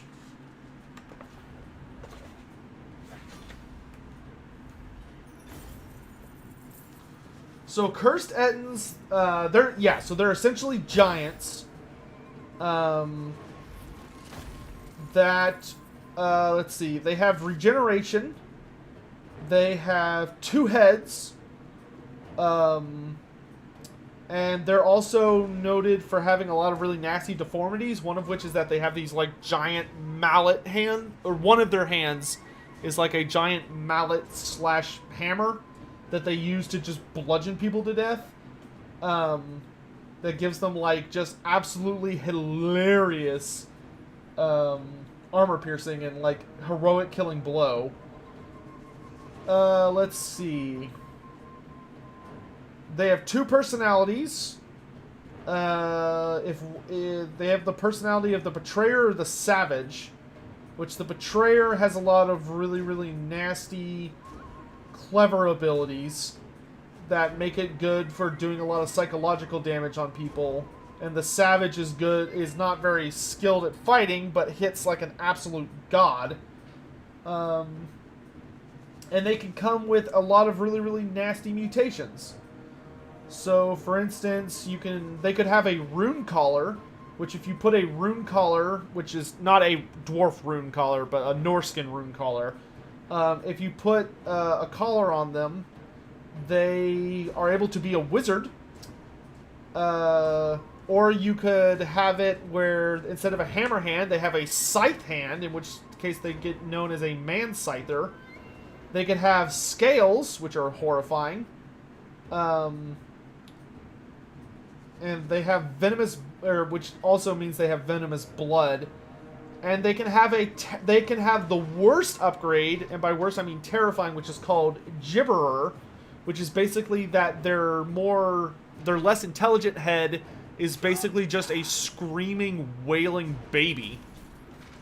But this is what they look like, for anyone that would like to see. This is a cursed Ettin.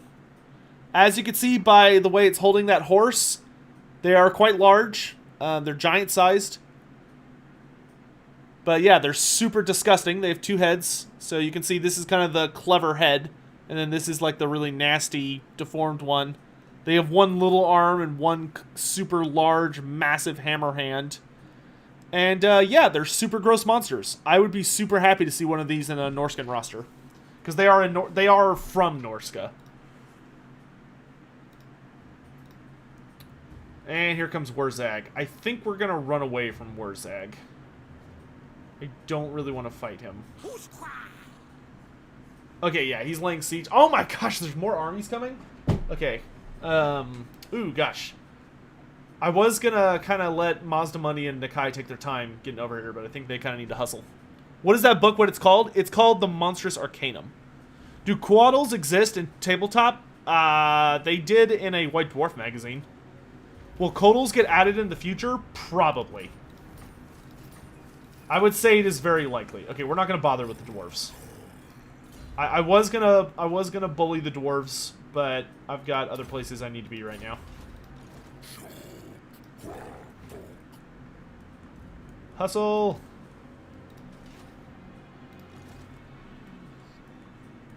Let's go, let's go, let's go! Okay, I've got 6,000 gold. I believe that is enough to justify picking up Krokgar. Is he on foot? Oh my gosh. Okay, Krokgar will watch over Ryestra. Tic-tac-toe. I want you to prepare at the Cursed Jungle. Which is not at all prepared.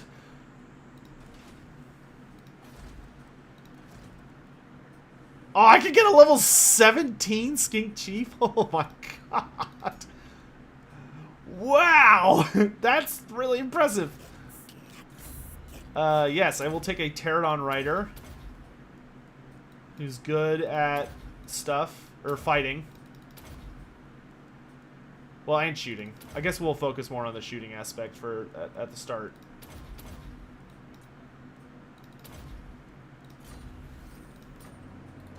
Good lord.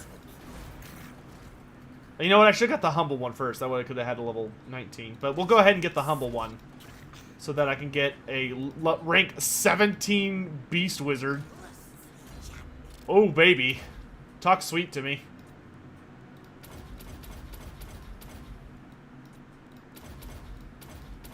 Okay, so we want Flock of Doom fully upgraded.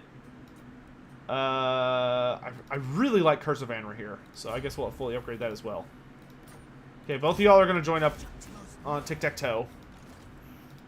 And that other dude, you're fired. You were just here for a simple purpose. Okay, and then over here, Tehenhauin, I want you to head for the Star Tower. Or I guess head for Chip Yodel.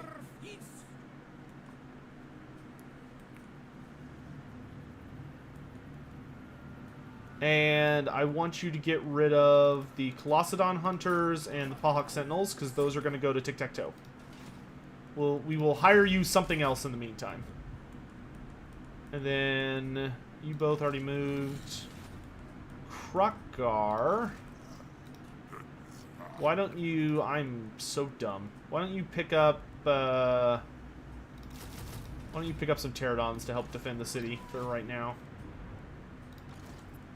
What items you got? Oh, you got the Trickster's Helm. Pigeon Plucker Pendant. Why don't we switch that out for... Here, I'll trade you. Actually, you know what? We'll just give you flat Talisman of Protection, and you can keep the Opal Amulet. Where'd it go? There it is. Nope. No, not the Luckstone. Opal Amulet. There we go.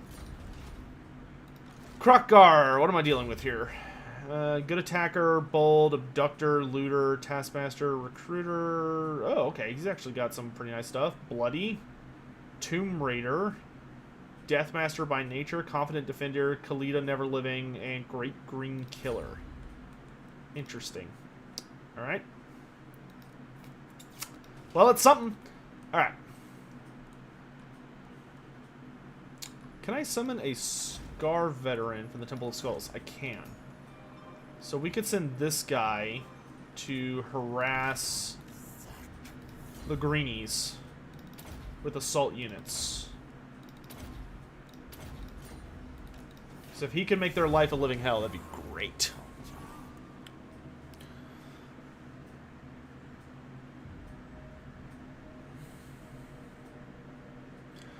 Resistance 91. Hey Sotek, just watched your last Heroes of Legend proposal. Really interesting ideas, and the narrative was fun. What do you reckon the chances of any of these coming to fruition are? I would say that it depends.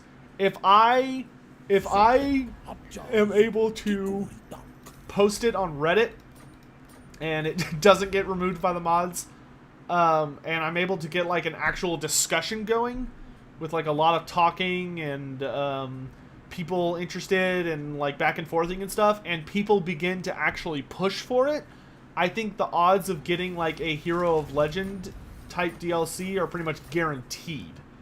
Because if people push for it, Creative Assembly will notice that and they'll go, oh, okay, people want this, and they will probably do it. Now, whether or not it like takes off, like people watch it or see it on Reddit or whatever, and they go, oh, this is really cool, and they actively seek to try and make it happen.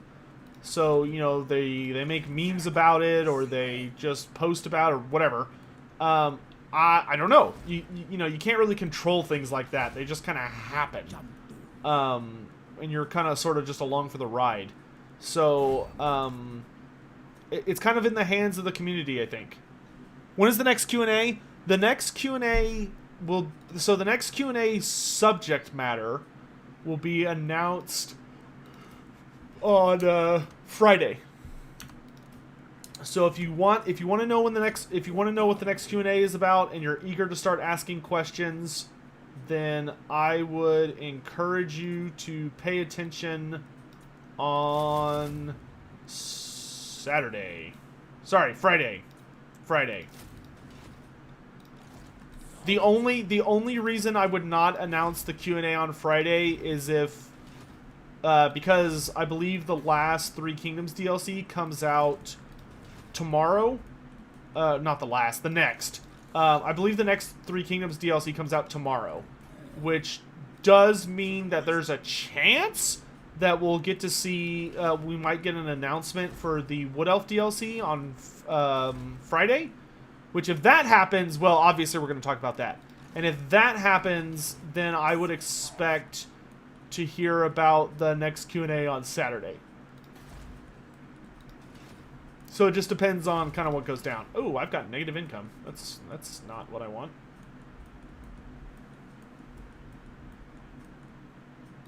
Oh, yeah, because I'm being rated for like $1 billion. Yeah, okay, that makes sense. What level of fortress are we at? 4? Okay, that's not bad. That's not amazing, but it does give me something to work with. You're going to be in ambush stance for this. Oh, gosh. Okay. Okay.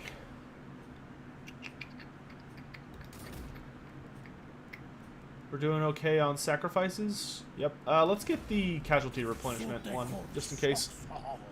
Is there a limit for the number of questions? No. However, I'm going to be, like, blaring the Q&A stuff, like, everywhere. Because, it's not going to be open very long.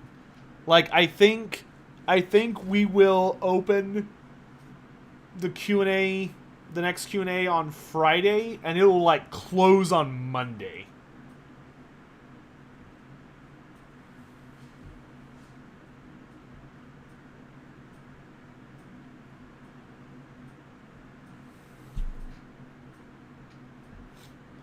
I don't think they'll announce the DLC the day after a 3K release.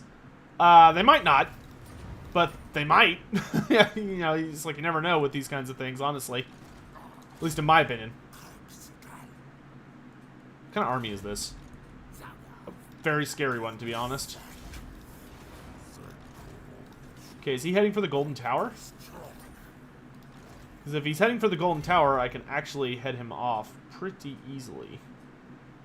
I go like 28%. Are the Sisters of Avalorn on the Sisters of Avalorn from the Hyalfroster? Yeah, they're a tabletop unit. They were okay. The Sisters of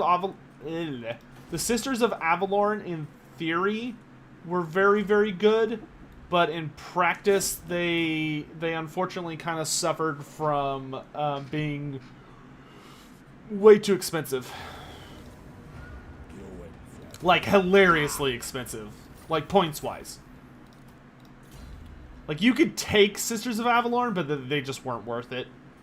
It was, in my opinion, it was always better to take... It was always better to take, like, a unit of Lothern Sea Guard or something and just, like, buff them with magic.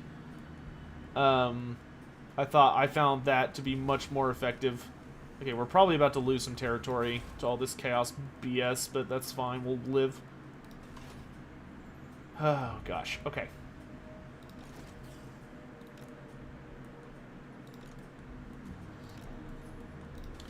Hustle, hustle, hustle. I used to have a gym teacher back in middle school, and whenever he was... whenever we were, like, be running or whatever, and, we just were not ever running fast enough because, you know, it seems like the entire purpose of a coach for, like, middle schoolers is just to be a hard ass. Like, not so much of a hard ass that it's, like, you genuinely hate them, but just enough of one that they're, like, just constantly pushing you, I guess. And I will never, ever, for the rest, unless I get, like, some kind of horrible, unless I get, like, Alzheimer's or something, I will never forget that man always, whenever you be running to do something, you just hear him go, hurry, hurry, hurry, and it's just, nightmares, dude. It's been like 16 years, and I still have nightmares. Be honest, Sotek, do you know something we don't? Okay, I have two answers, or I have an answer to that. The first part of the answer is no. The second part of the answer is, if I did, I wouldn't be telling you. So, have I seen the new NVIDIA cards? I've not seen the footage and stuff from it, but I've heard like the colossal amount of hype. So I'm probably gonna get one of them. I'll probably either get the highest tier one or the medium tier one. Is the bug with the special spawnings fixed? I believe so. I haven't had any issues with blessed spawnings. Hey, Mystic Iron Lung, how you doing? How many unit models will Monstrous Cav... How many unit models will be in a Monstrous Cav unit?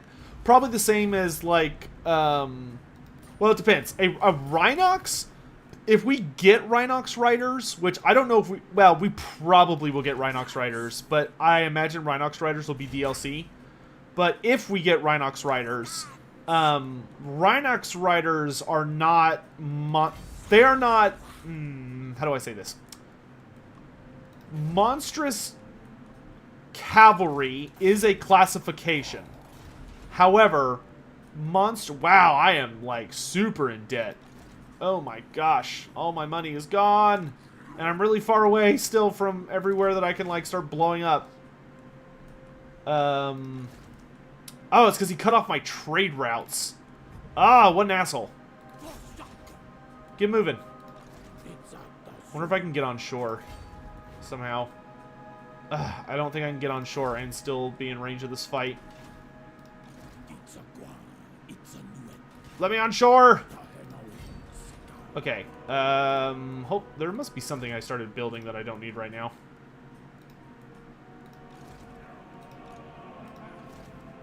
Aha! Oh god. I need more stuff that I don't, like, need. Oh god. Oh god, everything I'm building is, like, relatively new. Krokar, could you win this fight? I'd really rather not risk it, to be honest. I mean, I could afford this turn, but... spooky. Spooky! We'll be fine. We'll be fine. I can handle it. I can handle it!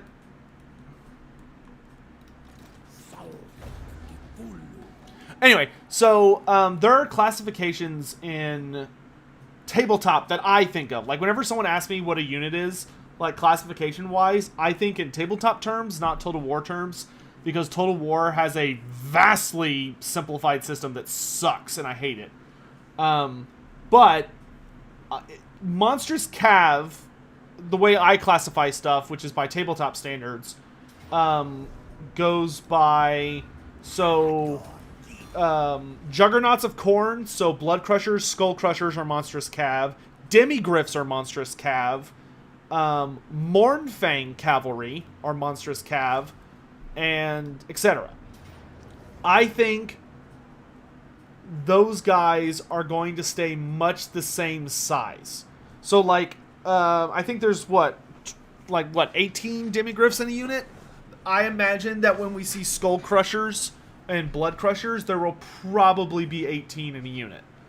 Now, Rhinox Riders are not Monstrous Cav. They are monsters that are... They are monsters that can be taken like cavalry.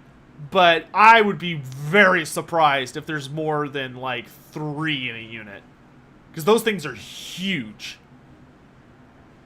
Demigryphs are 24, Dragon Ogres are 12, and Necropolis Knights are 18. Okay, so it's kind of a mix. I would think Mournfang Cav are probably... Fun fact, Dragon Ogres are not Monstrous Cav. Dragon Ogres are considered Monstrous Beasts by... Or Monstrous Infantry? I think they're Monstrous Beasts by tabletop classification. But I imagine Mournfang Cav are probably going to be in the 12s. Like a 12. Blood Crushers and Skull Crushers will probably be 18. If I had to guess. Which I am. Can I win this?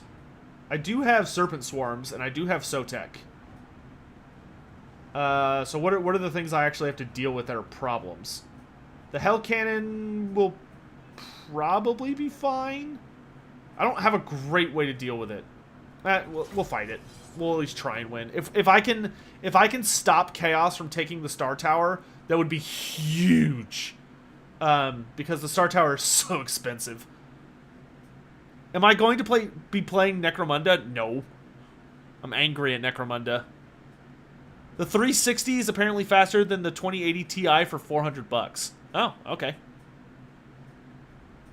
I need to find out if the place that I like having work on my PC is open or not. I do not like doing hardware. Software I can handle, but hardware makes me like so nervous. I get like almost sick to my stomach type nervous. So like if I'm gonna get a new graphics card, I want nothing to do with it. I just want it to be put into my computer and work. Let's see. Biofoot, thanks so much for the tip, my dude. Oh yeah, recap my idea on the elemental beast. Yeah, sorry, I got distracted. I know, shocking, right? That never happens on this stream. Sotek getting distracted? I don't believe you. Impossible. So yeah, my idea is that what I essentially want is I want there to be I want the Dogs of War to be a race. So I want there to be a race pack in Game 3 that's just called the Dogs of War. I probably would not call them the Southern Realms, because the Southern Realms would make you think like, oh, they're going to be like these specific lands slash countries slash nations and nothing else, which I don't think is realistic to hope for. So I would say call them the Dogs of War. And what I would have the Dogs of War basically be is a faction that's kind of like a mishmash. Well, you know, like the Dogs of War were on tabletop. A mishmash of different nations. But something I think could be super cool is they would allow... I think this would allow a lot of people to get some races and creatures and ideas through that normally would just be considered impossible. So, for instance... if you were to do the Dogs of War, the way I would do it is I would have it come in starting with 4 Legendary Lords. But the Legendary Lords, there would be 1 from Araby, 1 from the Border Princes, 1 from Estalia, and 1 from Talea. So like the biggest, baddest, most famous character from each of those groups. And then their roster is basically like a mix of those different lands or nations with little like themes or thematics to explain. So like if you take the Araby Lord, he gets buffs to the Arabian units. If you take the Lord of the Border Princes, he gives you buffs to Border Prince type stuff, so on and so forth. Okay, so I'm gonna do my best to lure these guys into a trap, because I have only got 1 Sotek cast and I've got to make it count. But, so my idea for where the Incarnates would come into this is I would say that the Incarnates should be the monsters for that faction. Because if that faction is like a mix of all these different human realms, then Araby would essentially be bringing in the monster game. Because from Araby you get your Djinns, but the Djinns don't really have models. Like, the only time we've ever seen essentially what are Djinns was during the, what do you call that? Whatever Noctilus is from, Dreadfleet. And in Dreadfleet, the Djinns were very basic. They were not very exciting.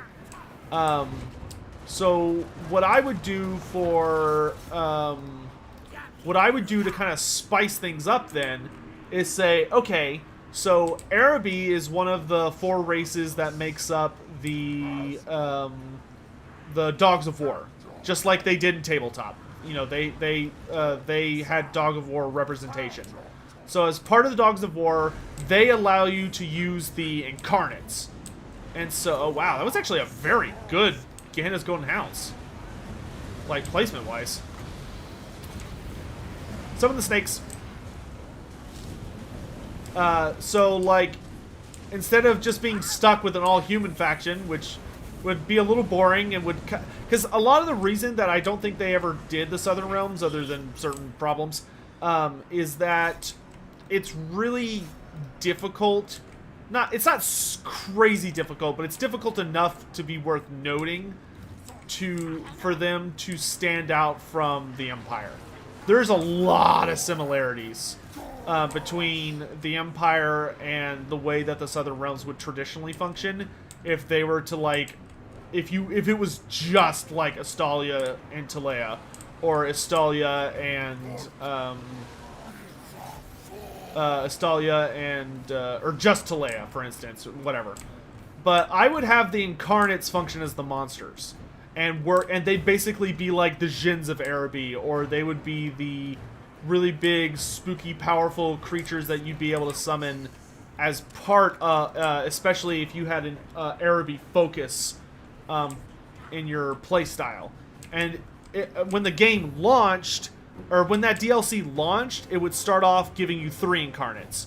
So it'd be like, okay, you get the Incarnate of Death, the Incarnate of Beast, and the Incarnate of Fire when the race pack launched, which were the Incarnates that we got. The other Incarnates we never actually got. Like, we know they exist, but Games Workshop, or Forge World, never was allowed to finish their book, so we never got to see them, which was a big bummer. I really would have liked that very, very much, but that's just that's just kind of the way it goes. But yeah, that's what I would do with the Incarnates. Why am I angry at Necromunda? I get irritable with Necromunda because it's from the same devs that made Mordheim, and they stopped development on Mordheim to make Necromunda, and it makes me sad. Nope. Like, I really liked Mordheim, and I was really waiting for them to get a faction added to the game that I actually liked.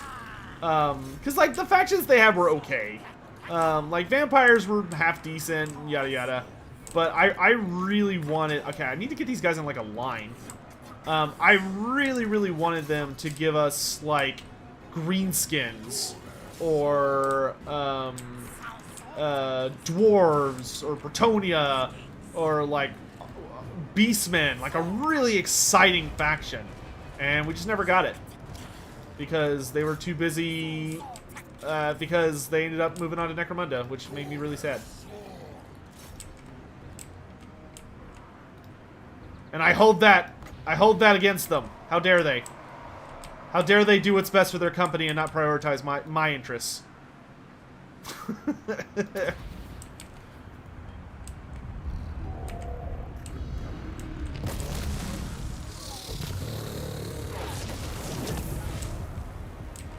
That definitely could have been worse.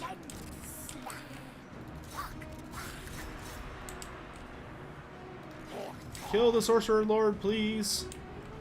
I feel like we got an unfortunate amount of friendly fire there, but we're alive.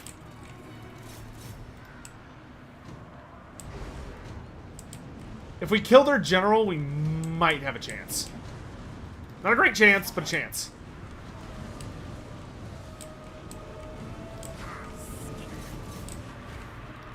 Okay, yeah, you chase him out. Kill the Chaos Spawn. Unbreakable units are bad. Oh my god, there's still so many Chaos Warriors inside. Okay, so we need to kill those guys and fall back to the plaza.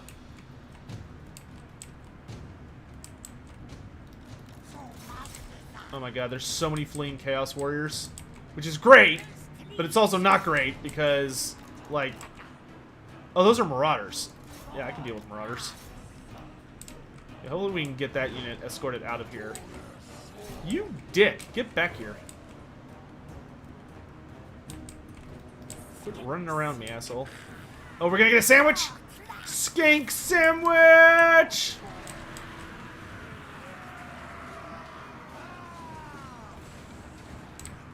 I love skink sandwiches. They're delicious. Screw this guy, dude. Running around me like some kind of asshole. Okay, it looks like he's actually going to let me take the plaza, which is very generous of him.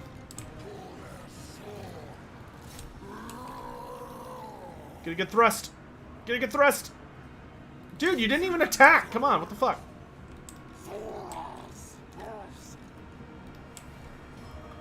Sotek's calculated rage. Yep.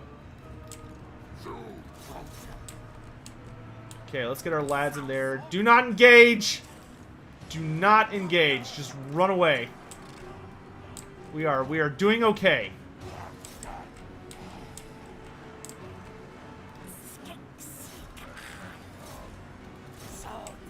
Break! Freaking marauders, dude. You're a trash unit. Run. Okay, let's lead them away. Scarvet, I want you heading for the center. Okay, their general shattered, so that's good. Oh, these guys are fucking stubborn, dude. Okay, head back to the center. Doesn't he have like a full health halberd unit over here? Yes, he does. Try and run down that unit of warriors.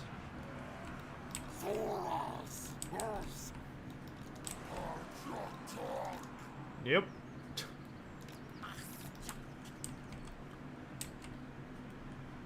Can I inform you more about the Empire Grudgebringer mercenary army? Not off the top of my head. I would have to look that up. Oh god.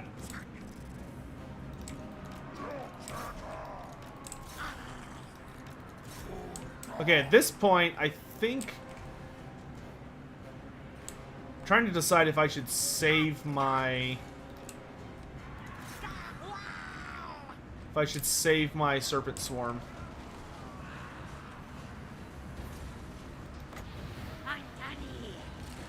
Now let's go ahead and pop it. Because once we've done enough damage, we get like a pretty good chance of them losing to like army losses.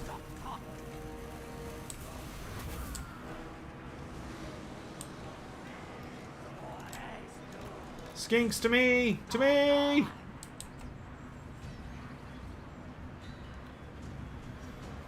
Could I do a lore and unit roster vid on the Kingdom of End? Not really. There's not a lot there for them. I mean, I could do some double checking of a couple things to try and make sure there's genuinely nothing there, but I don't recall there being anything of substance. Okay, y'all need to hold them off until we break this warrior unit. I used my Serpent Swarms on you. Please break.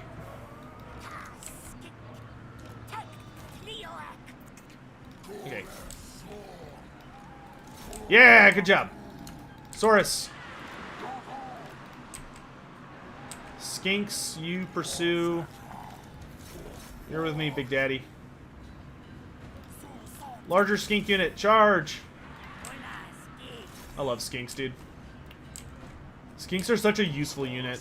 Like, they have so many awesome rolls.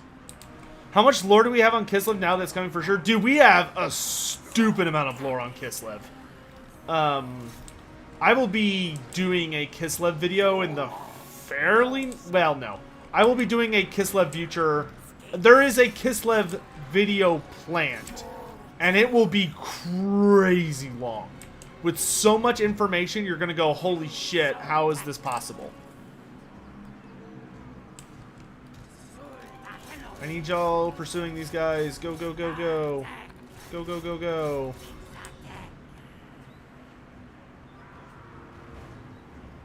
Okay, good, they're shattered. Yeah, we did it! The Star Tower is saved! Show these stupid elves how it's done. They thought they could hold my kingdom better than me? I don't think so. I don't think so.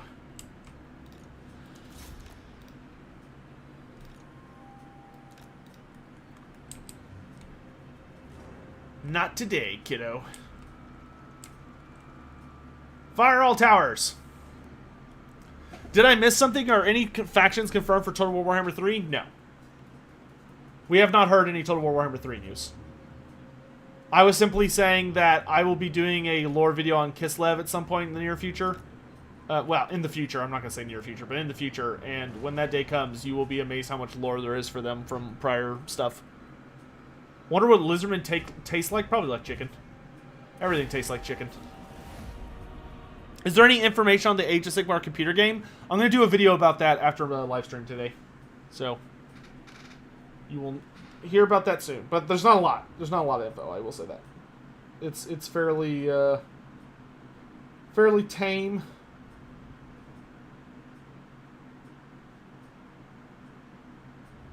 Nothing crazy exciting.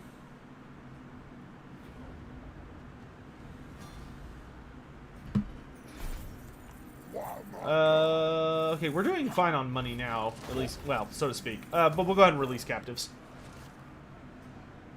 Yeah, the AOS trailer was not that impressive. It was just a cinematic. Which, like, whoopee.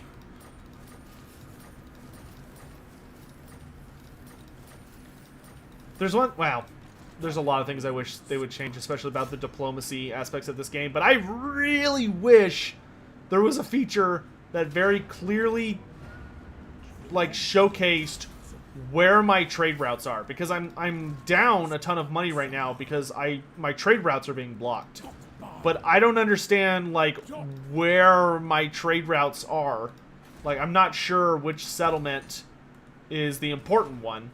If I had to guess, it's probably the Blood Swamps, because I imagine the trade routes come down into the Blood Swamps and then go straight to Zlonhapek. But, like, man, this game just not tell you anything. It's so frustrating. Okay, so we killed this jerk. Let's fly you to Rystra to help out. Like, see, yeah, I know you don't like showing everything under the hood, but if I could at least have some kind of information in this game, that would be so nice. Pointy elves? Yes, pointy elves. Yeah, I'm excited for the Lumineth. I'm glad people who are really looking forward to playing them are finally gonna get their hands on Techlist this week. Or at least pre-order Techlist this week. I don't think he comes out till next week. But pre-orders are fun.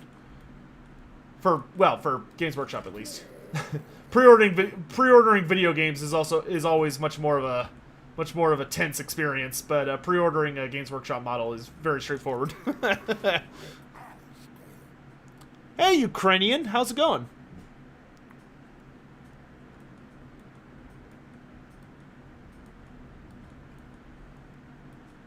Okay, so Tehenhauin's dealing with the Chaos Tide. Nakai and Mazdamundi are nearly on top of the Greenskins. Krokgar's holding the line, and Tic-Tac-Toe's almost in support range. I think we're okay. I think we're stabilizing. Confederation across the planet's always a pain. What would a fight between Gorok and a steam tank look like? If I had to guess, Gorok would probably, like, slam down and plant his shield on the ground. The steam tank would shoot a cannonball at him. It would magically bounce because Gorok's just freaking ridiculous. Like, it would just pink off his shield off into who knows where. And then either Gorok would probably just keep getting closer and closer and closer while the steam tank tried to shoot him. If it got really lucky, it would shoot a really nice cannonball that would somehow get around or past his shield and kill him. But if that didn't happen, when Gorok got to the steam tank, he would be a can opener. Like, it would be brutal. I would not want to be the dude inside of that thing when Gorok finally got close enough to it. It would be like, you would just see him coming at you like a Terminator. Oh wait, you know what? I don't want you landing the killing blow. I want Krokgar landing the killing blow. So hopefully Krokgar will level up, and I can get him Grimlock. Because Krokgar without Grimlock just isn't Krokgar. Grimlock! Oh my gosh, he doesn't have any of his killed up. Blessing of Sotek. Ah, okay, that's not bad. Just means he's tanky. He's got Stand Your Ground, Deadly Onslaught. Okay, so extinguish the greenskins. Yes, please. Grimlock, Grimlock, Grimlock, Grimlock. Alright, and then Tic-Tac-Toe. Get all the heals. Okay, Krokgar is going to go south. Wait. Give him your Pterodons. Okay, now. Krokgar is going to go run down to the Kingdom of Beasts to get all suited up. You're going to defend Rystra with an all-flying, and we're going to get you your Air Force. Because Tic-Tac-Toe needs an Air Force. Alright. I kind of want Mazdamundi to take the Black Pyramid of Nagash. Because why not, right? Why shouldn't I have it? Why shouldn't it belong to me? Don't I deserve it? Nakai will take the fight to the Greenskins. Tehenhauin is gonna curb stomp Chaos right now.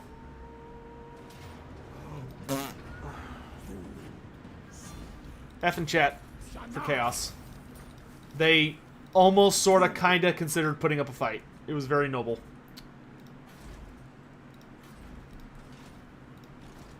And Chaos is just an absolute... They're just so sad. They're so sad. They just can't... They're just like... We don't have any tools. We don't have any cool gimmicks. They just throw us out here and expect us to just somehow, like, take over the world. We can't do anything, man. Making us fight freaking giant lizards with sky beams and all sorts of other bullcrap.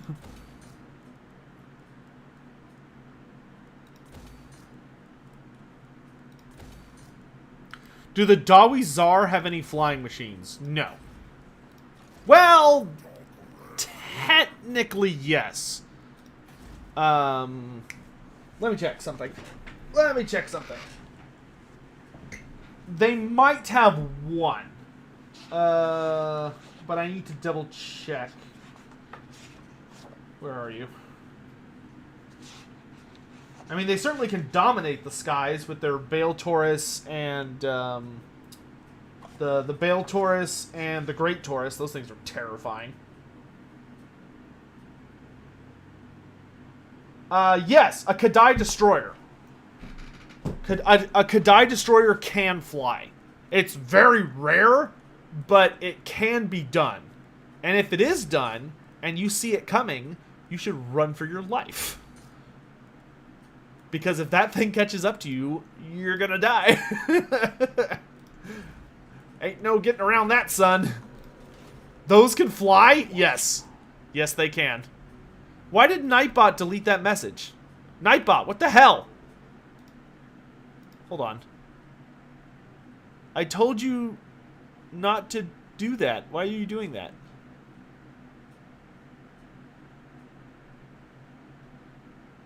Was that under spam protection?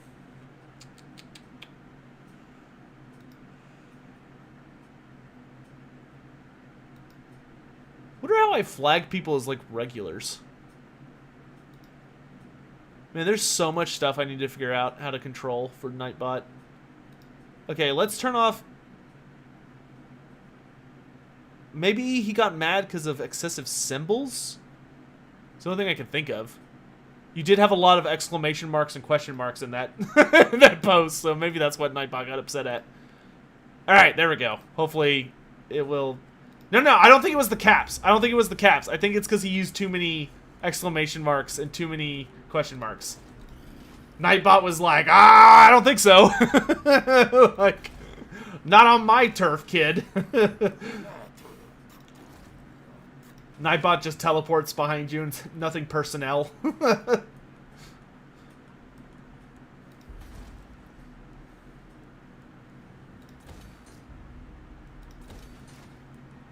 Nightbot's trying its hardest.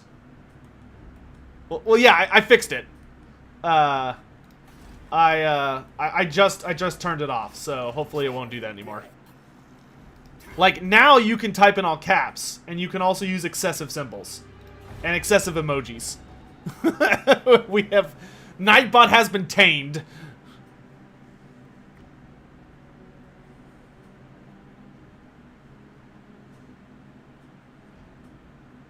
You wanted to get banned? Oh, don't worry. We can make that happen. That's... And banned. No. You're lucky Misha's not here. She would have taken that as an invitation. You gotta be careful saying crap like that. Excuse me.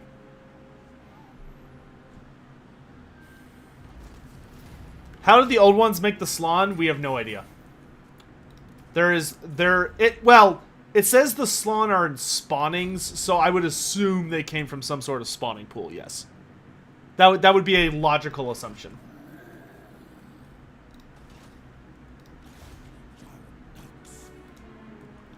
I'm coming for you, Chaos. Tehenhauin's coming for you. Get blasted.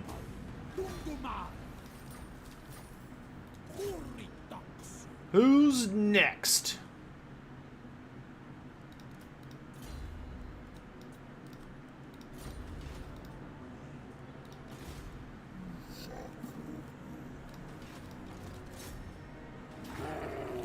The question is, do we take over Antok? Well, we'll sack it for now.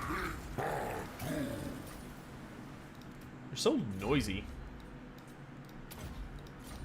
Let's see. What's the situation here? This is the Shifting Sands. I could fight Bagar, but I'd rather not. I just don't want to deal with it. I just kind of want to keep going. I might take over Orion's camp. Or burn it to the ground. One of the two. Alright, Mazda Mundi. It's time. The Skelly boys must be punished. Nagash is weak. And I will prove it. That is so many skeletons. Look at all those skeletons. But I fear nothing. Actually, hold up. Let me make... Oh, I don't have any sacrifices. Oh, okay, no, I do have sacrifices. I need my serpent swarms.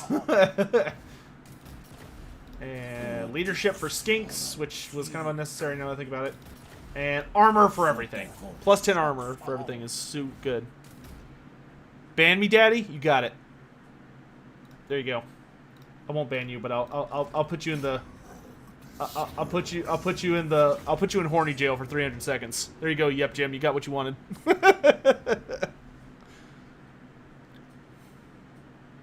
Oh no! I need to get rid of Pakopok because that's supposed to go in Krokgar's army. I was wondering where they were.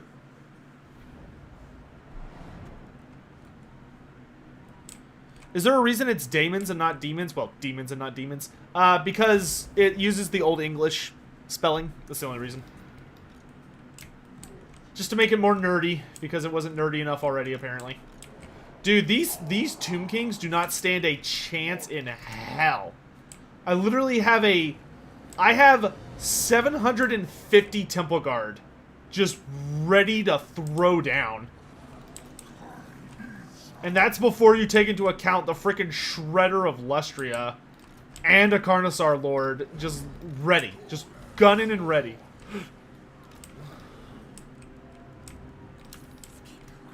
And also just a hilarious amount of armor-piercing shooting. Well, poisoned and then armor-piercing. Pakopok just hanging out the back. I do like Pakopok's coloration. This is probably my favorite Lizardman coloration. Gold, red, and black. Those are my fraternity colors, and they're beautiful. So many skellies about to break on the temple wall. Oh yeah. Oh yeah. In fact, let's fall back to be... Let's just play as dirty as possible. Let's make Legend proud. Let's fall back. What's the lore behind the Thunderous one? There isn't really any lore besides the little blurb that shows up on his page, which... So here's a fun fact. Y'all may not know this. Did y'all know that every unit in the game has a lore blurb? If you click on them, like the Shredder of Lustria, and then you go to this arrow on the info tab and you click it, it tells you... It gives you their lore blurb. This old one's enemies shall be torn to ribbons by this mighty predator and his skink companions. There you go. That being said, the Thunderous one is a allusion to Thunder Lizards, which Thunder Lizards are the mightiest and largest creature in Lustria. And a Thunder Lizard is way too big for Total War Warhammer. I mean, you could like see one, but it would be like Aminar's size, which you just could not realistically use in a fight. Okay, we do need to make sure he doesn't have Tomb Scorpions. So I do need to keep an eye out for if he summons Scorpions. If he just uses the pew pew pew arrow bullshit, that's fine.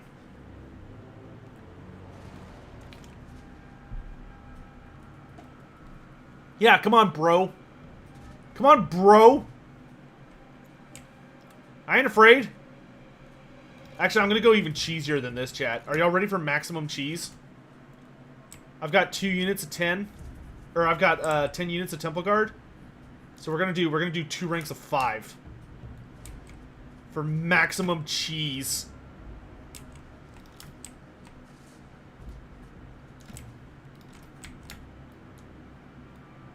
Because Nagash can suck it.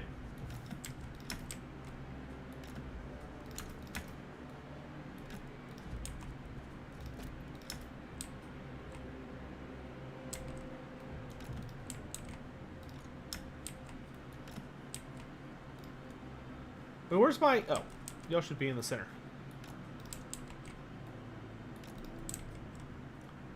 They won't even make it through the first 5? Yeah, I know. Yeah, this will be a massacre.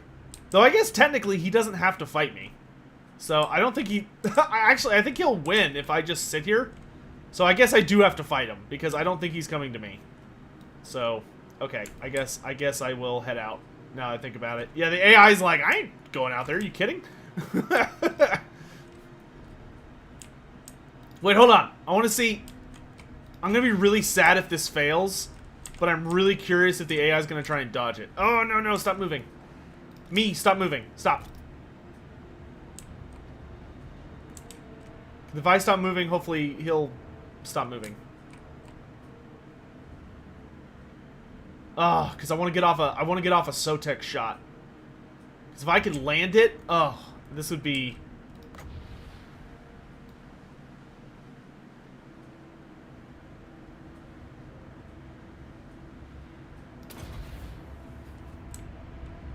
Oh. Oh. Oh. Oh. Oh.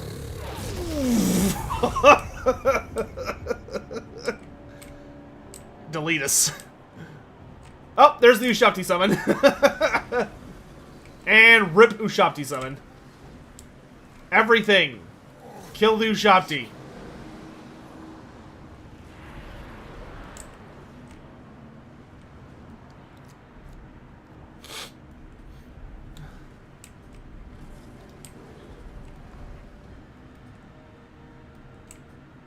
That was the best 300 seconds of my life, and that is sad. That is sad, dude. You need to get out more. Which, I know saying that nowadays is kind of like the dumbest freaking thing a person can say, but you know what I meant.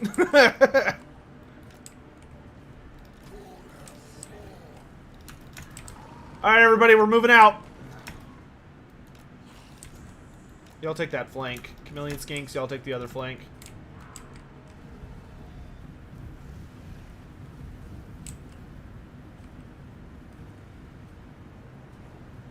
The great purpose does not allow for mercy. What is how does a Kadai Destroyer look like? Can I show you a picture? I believe so. Kadai Destroyer.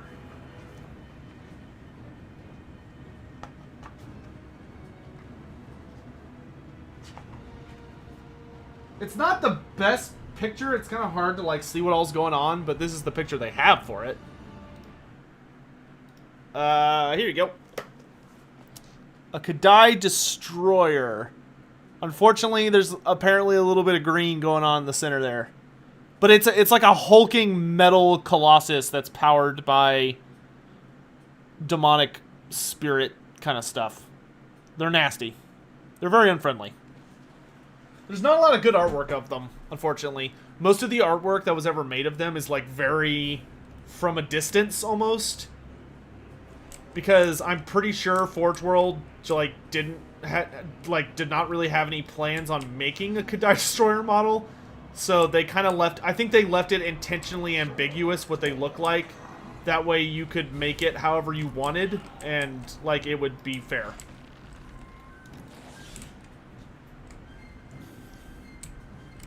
Kadai are basically Balrogs. Well, generally they're designed after creatures, so they don't stand on 2 feet. They're almost always on all fours, and they're usually based on some kind of critter or monster, like a bull or a some kind of sacred imagery to the Chaos Dwarves, because the Chaos Dwarves craft their bodies out of metal.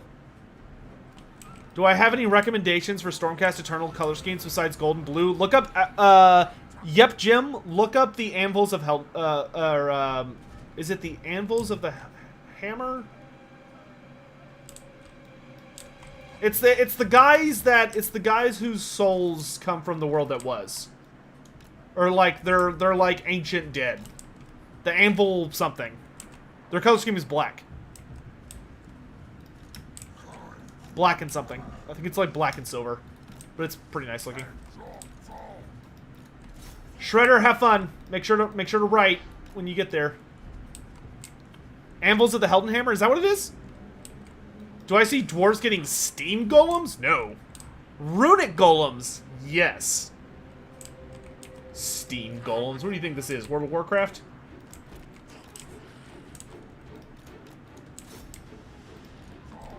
Temple Guard. Kill everything.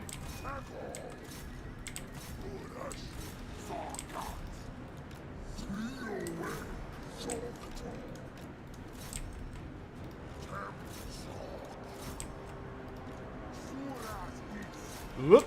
Let the Razordons get a little out of control there. Summon backup dancers. I mean snakes.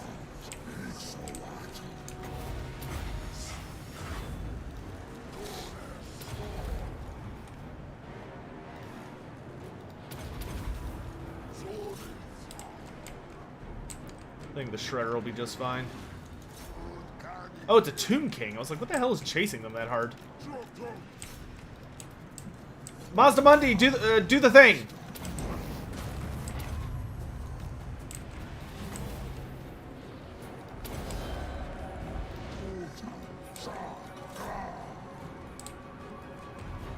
Nice.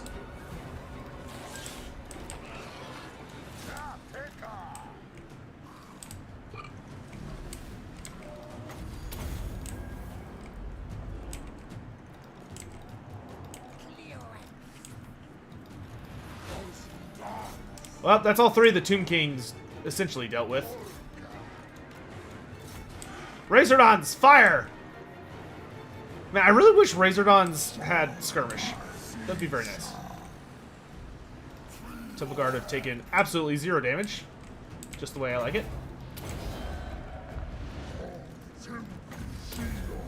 Keep Big Daddy in good health. No, no, kill him. Do not allow him to escape. Oh, there's another Tomb King? I thought there were only 3 armies, but apparently not. I will say, Razordons do get work done.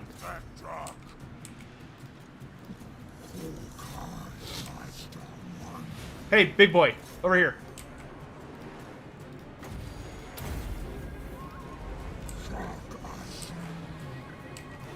Are merworms bigger than Dreadsaurians? Not usually, no. Some are, like Aminar is. Aminar is colossal, but Aminar is more like a primordial father of merworms as opposed to a, like, traditional merworm. Most merworms are not Dreadsaurian sized. Some are. I can't remember what the largest type of merworm is. I can't remember if it's a pagaworm or a siloworm? Shiloworm? What was the creature that fought a thunder lizard? It wasn't named. The creature that fought the thunder lizard that, like, absolutely wrecked part of, I think it was Lonhapek, was all we know is that it is a primordial, all we know is that it was a primordial creature of the deeps who was big enough to go toe-to-toe with the thunder lizard. We don't know anything beyond that. And we know it had tentacles.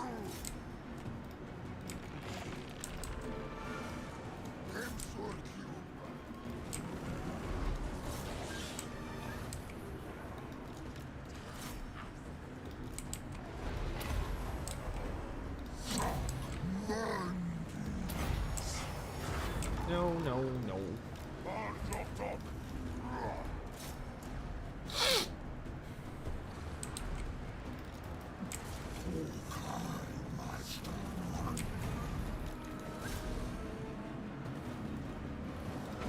You, Big Daddy, go.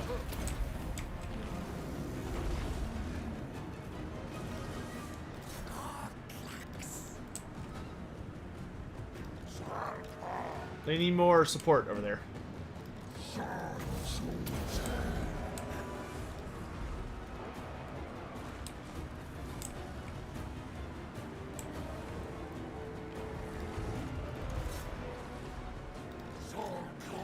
I don't really care if y'all die.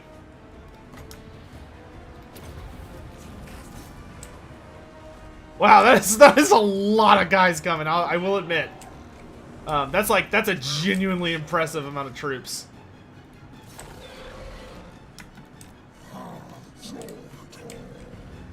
We'll have to start heading over there.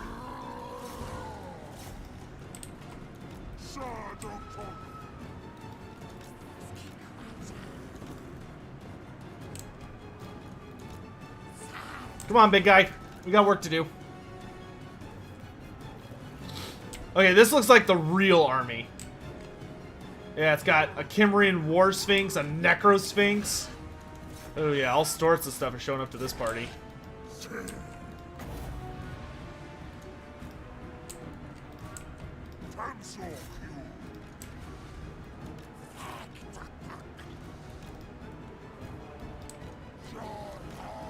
To the front line! Here, I want you to clean up that mess.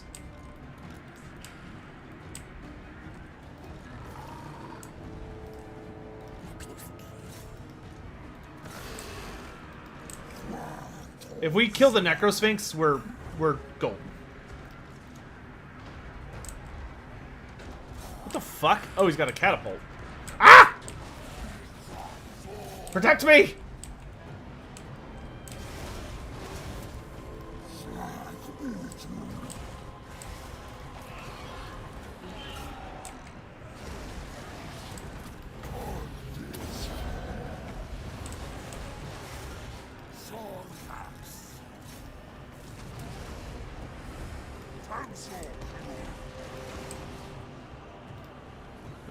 This is looking a little dicey.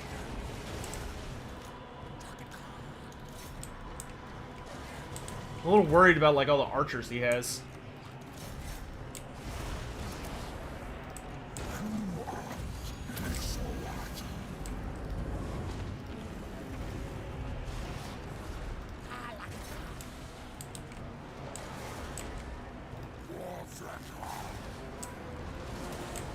Ugh, it's just so many archers. Go deal with that. To me! To me!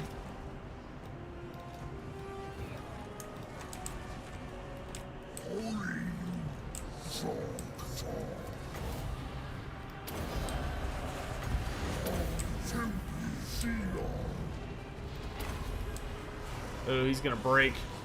That's a lot of punishment for a Dread Saurian. Skinks. I need y'all around the flanks so we can take out those archers.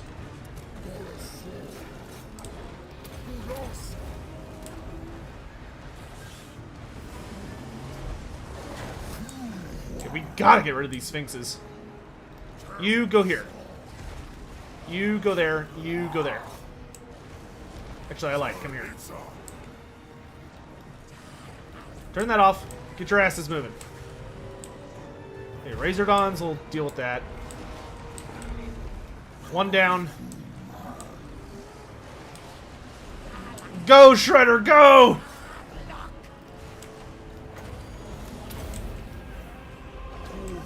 Hang in there, big guy.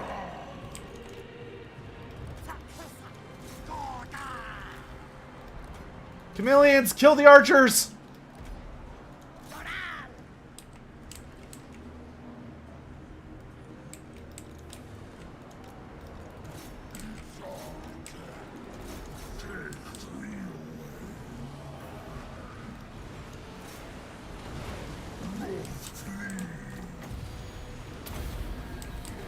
Where's my big guy?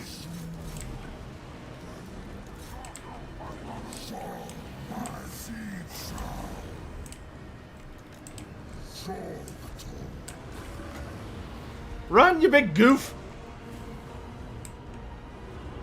They better be winning that fight over there. Okay, we've taken down their shooting for a hot minute.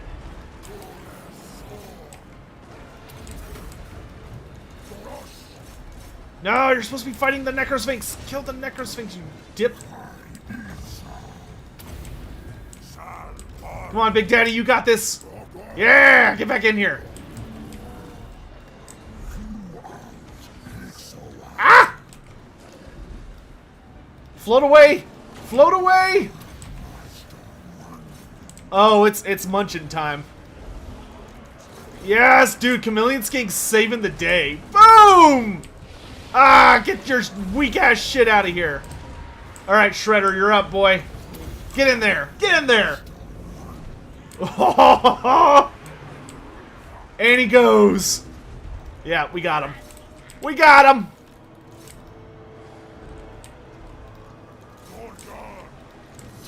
What is this battle? We're fighting for the Black Pyramid of Nagash.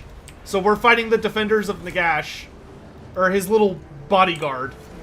So there's like thousands and thousands and thousands of skeletons here. But we got him. We got him. Ladies and gentlemen, we got him.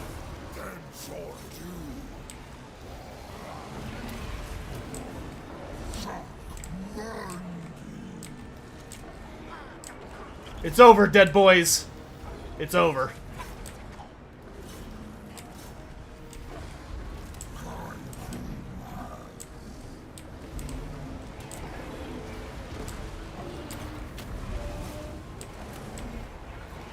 I love this.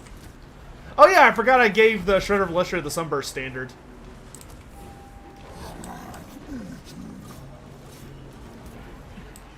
Monster Money's got 20 kills. Where'd he go? Where'd he go, Pops? Where'd these guys come from?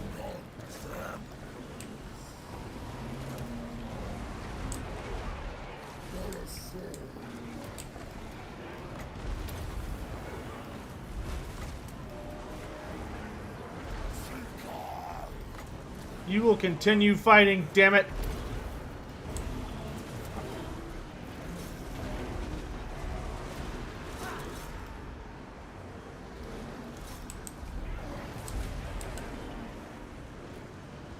Mazda Money needs Zlak. I know, but he doesn't get Zlak till like level 18.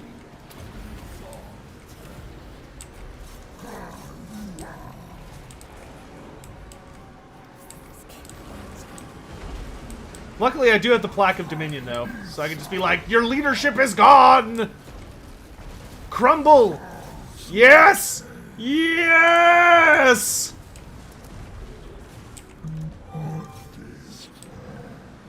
Onwards in my name! In my name! There we go.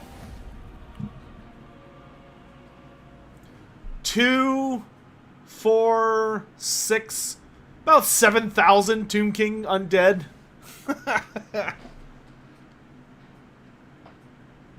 Mazda Money only has 20 kills. Well, I don't know if I got credit for the comment he dropped.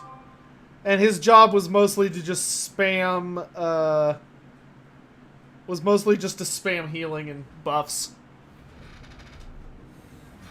And the only thing we lost was the Pahopak cohort. All according to plan, but 588 kills on that freaking Dreadsaurian. Pour one out for the trillion dead skeletons. Yeah. Bloody? Yes, I would agree, game.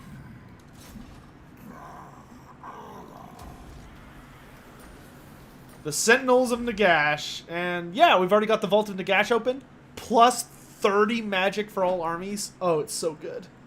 It's so good. Okay, and this place is going to specialize in Untainted. Mazda Money didn't even level up from that. Sad face.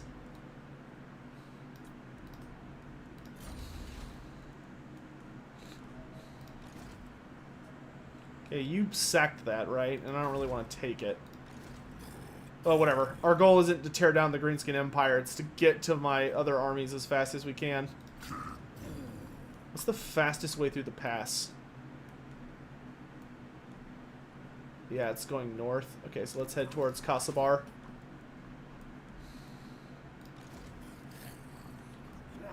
Yeah, you're heading to the Cursed Jungle. Tic-Tac-Toe's just gonna hold the line. Is that Azhag? No, it's just some dude. It's just some guy. How long does this last? 10 turns and it's plus 2 recruitment ranks for all units. Okay, you have my attention.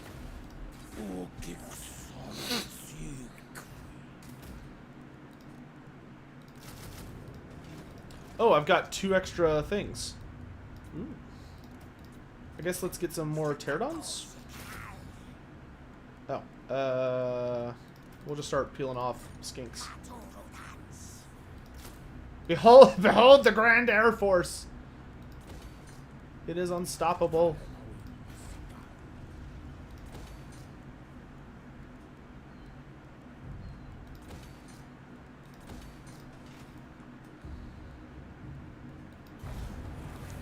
Do Lizardmen lack in numbers like the Elves or Chaos Dwarves, or are they only disorganized? The Lizardmen do have a lot of numbers because they control such a massive amount of territory, but their numbers are very spread out, and they are a fragment of what they once were. So they are very, god damn it, they are very similar to the Elves and Dwarves in that sense. But I would say the Lizardmen probably have, like, each of the individual elven nations outnumbered.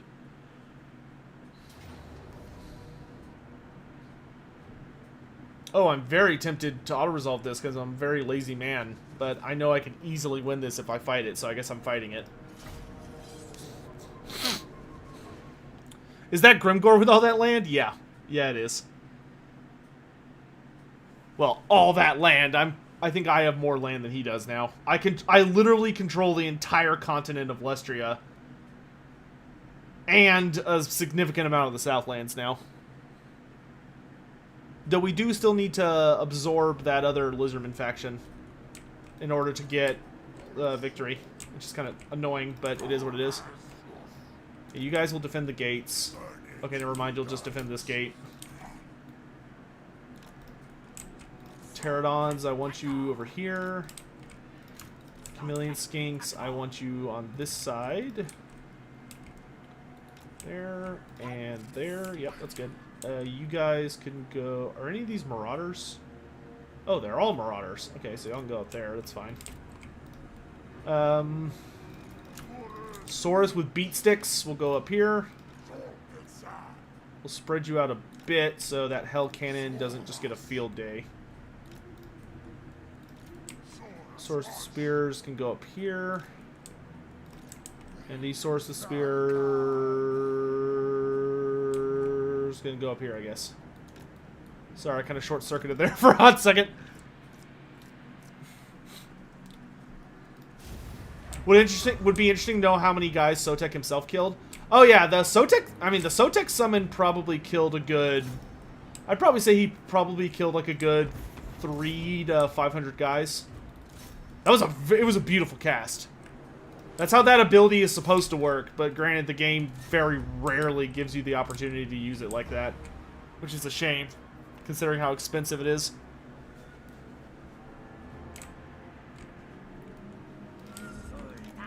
Pterodons, let's get to work.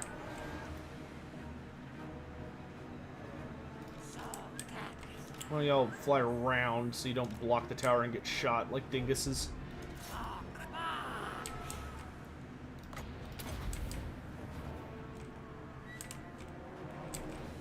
Open fire!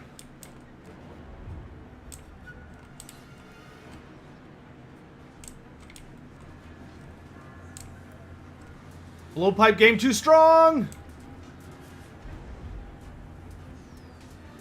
Dude, whenever you'd play tabletop for Lizardmen, getting a kill on a Chaos Knight with a skink or a Chameleon Skink was just the best. Like, you could sense, you could feel the hatred of your Chaos Warrior opponent when you would do something like that. It was truly a beautiful thing. That was not my best cast. It could have been worse, but it wasn't great. Yeah, these guys are just twiddling their thumbs. I can't really see a better... you know what? I don't remember if it's good against Cav, but what the heck, we'll try. Oh, I left like a bunch of guys in weird spots. Nope, not that good against Cav. I mean, it did something, but it wasn't anything to be proud of. Snakes!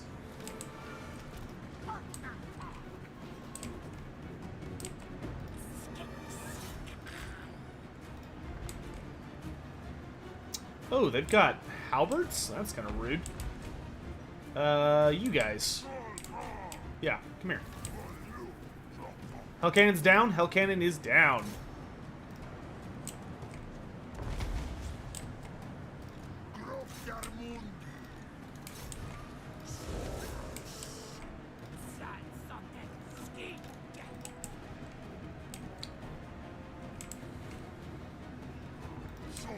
What's today? Wednesday? Yeah.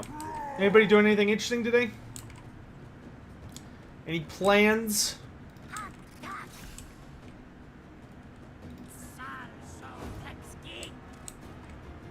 Yes, no, maybe so?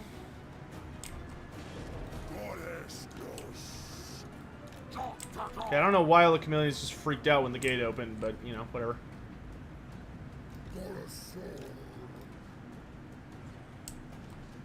Brace!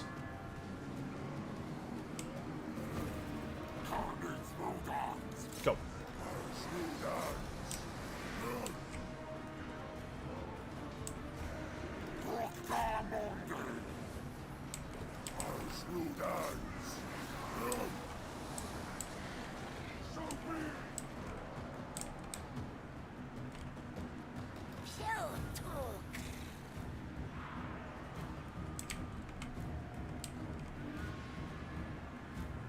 Is chat working? Are y'all just quiet today? Somebody say something.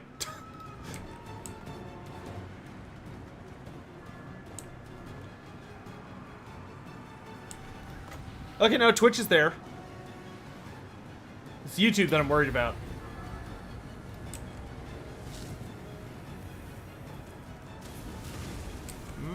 Okay, I'm growing increasingly suspicious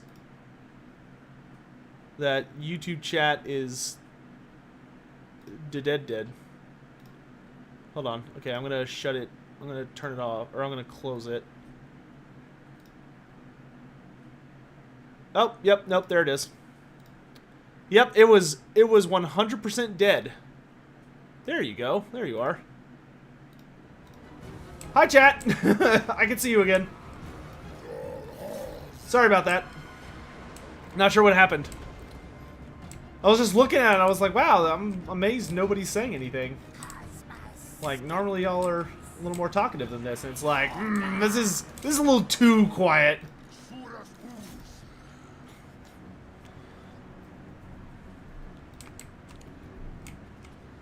I don't know why that happens. Sometimes, like, the YouTube chat just, like, desyncs or something.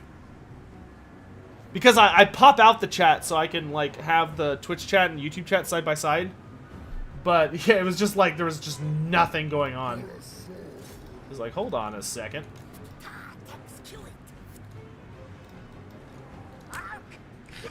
Skinks! Stone that man with poison javelins.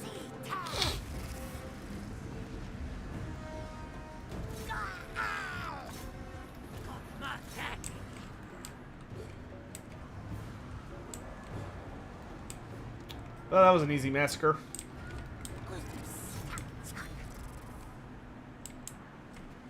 Nightbot shut you down. I don't think it was Nightbot. If you were muted, Nightbot would have said something. I'm pretty sure it was just YouTube being a butt.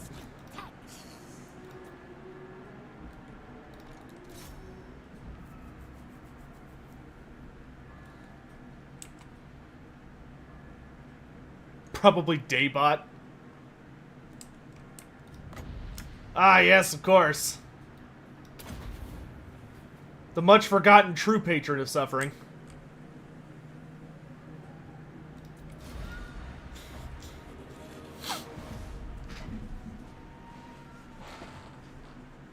So that's who I was talking to? Well, I talked to both of you.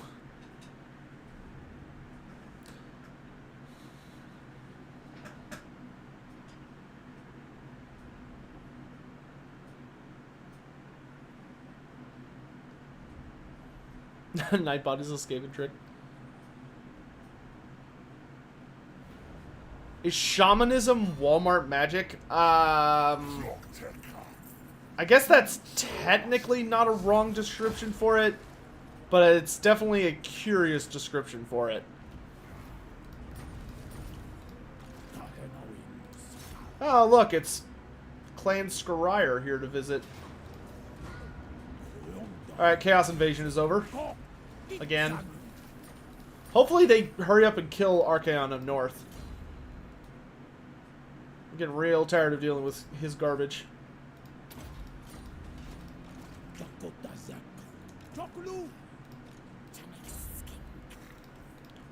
Actually, let's do boosted come instead.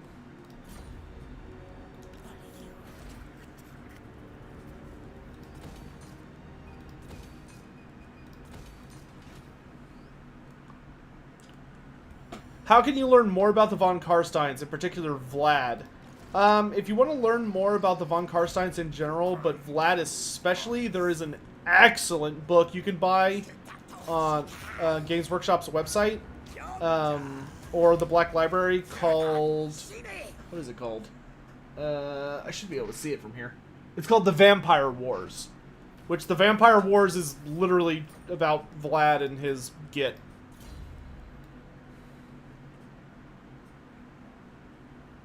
Why is the Master of Skies icon so big? It's like... You're just like, oh, okay, Predatory Fighter. It's just like, Master of Skies!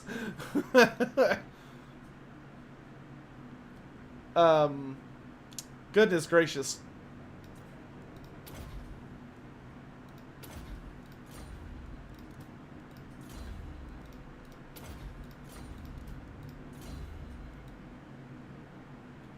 A mod? None of my mods should be changing, that,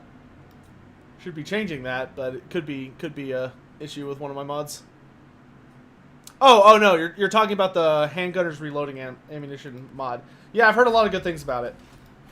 I've had quite a few comments about it. People seem very enthused, which is great. I mean, that's what you want to hear, right? Okay, for you, we want horned ones and cold ones to start.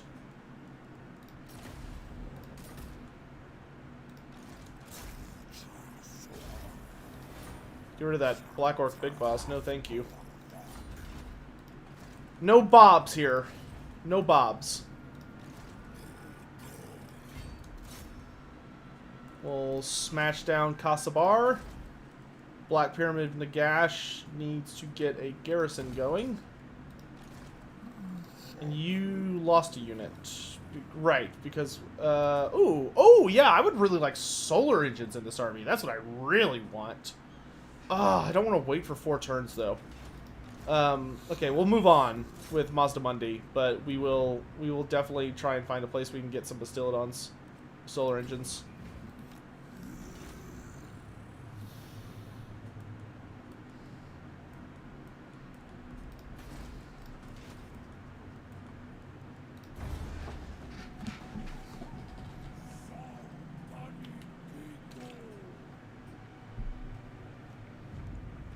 Yeah, Krokar is going to open some cold ones with the boys. Rillazumo, I made the plunge and bought into Age of Sigmar, finally getting back to Warhammer after 10 years. I got the Warriors of the Great City Anvilguard kit. Always loved Dark Elves, feels good, man. Awesome! Well, I will say, Rillazumo, if you liked Dark Elves, you probably have one of the best situations in Age of Sigmar compared to a lot of people. Who the heck? Hold on. Hello? Oh, great. It's a fucking... I hate these people. I hate them. Freaking false bullshit prank calls. Not prank calls, you know what I mean. The robot calls that are just completely full of garbage.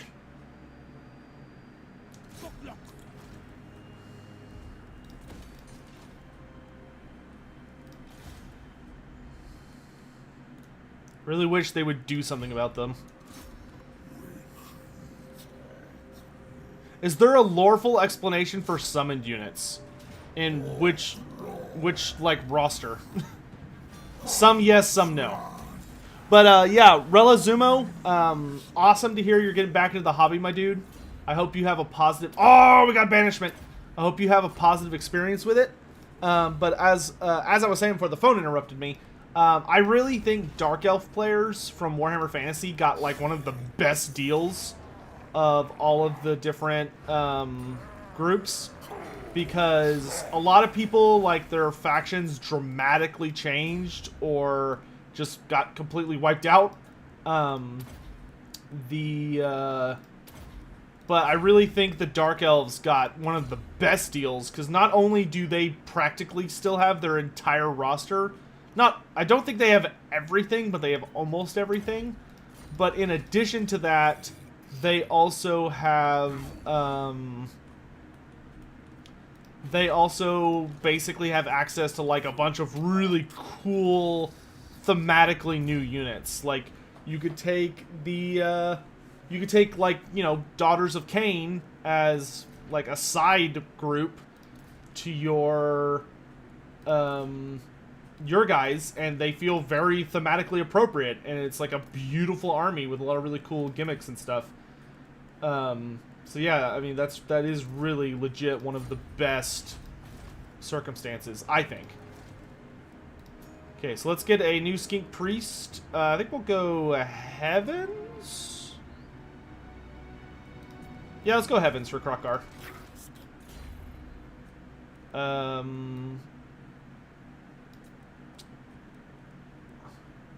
I guess we'll go I don't think I'm going to go Pterodon. Why did I do that? Don't do that. Arcane Vessel's fine, but the other Scouting.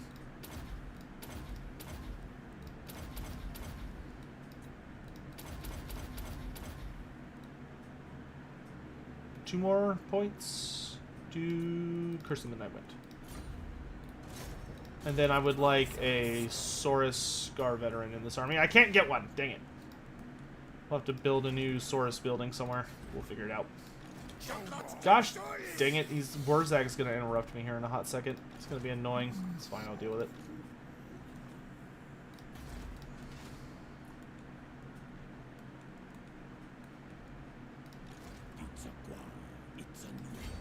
See if we can trap this guy. Freaking rats. I think we'll actually capture Kasabar, because the unique building there is pretty nice. Are Sylvaneth? Yeah, Sylvaneth any good in Ages of Sigmar? Yeah, Sylvaneth are great. Sylvaneth require a rather particular playstyle. From my understanding, I haven't played Sylvaneth. I've played against Sylvaneth, but I've not played with them. And to my understanding, Sylvaneth kind of require a that they're a bit of a they're kind of like well, they are very much wood elves from Warhammer Fantasy. They require a rather unique playstyle that's a lot more about, like, picking your battles very, very tactically, not just like running in and slapping everything as hard as you can. But they do have a lot of, like, beautiful units. You could take multiple Durthus, which is just hilarious. And of course you can Alariel is an incredibly powerful model that's also very, very gorgeous. There's a lot you can do with them, and they from my understanding they're a lot of fun to play. I know a couple people who play them, and they always seem to, like, really, really enjoy and love that faction. Like, I haven't heard anything bad from Sylvaneth players. I have met some people that don't enjoy the Sylvaneth when they, like, tried them, but, like, Sylvaneth wasn't their army. It was like, oh, I want to try playing the Sylvaneth, and they did, and they just couldn't really get into it. But for the most part, I've heard positive things. Yeah, -1 recruitment duration. Yeah, that's really nice.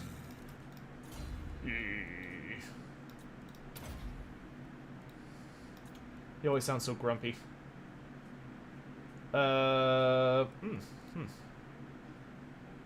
Guess let's pick up... Oh, yeah, give me magic resistance.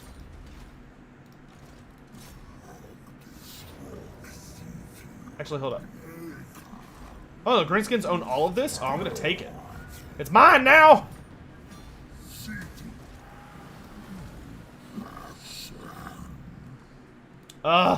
17! I'm so close! Just give it to me! Let me be almighty.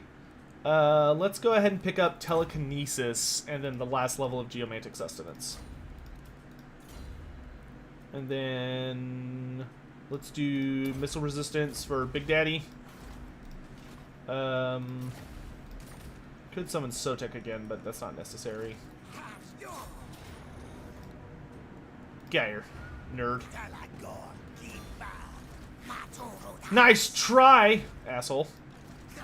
Now quit interrupting my Ripperdactyl summon, you jerk.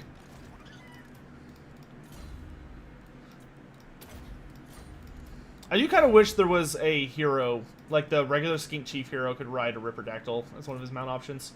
Would be nice if you could have like a more melee associated one.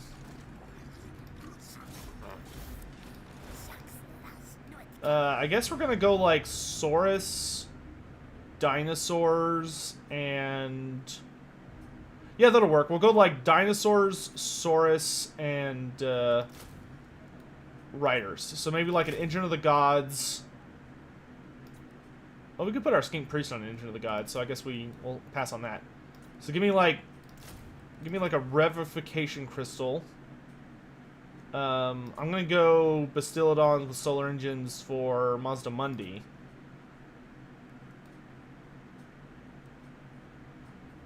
Are there any Dread Saurians available?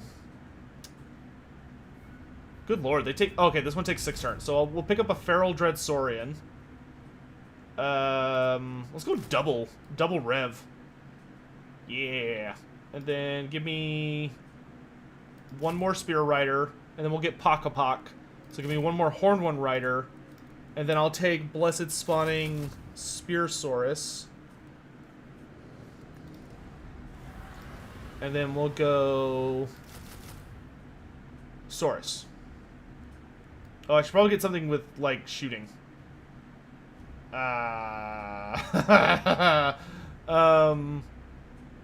Okay, maybe one Rev Crystal. And then we could get, like...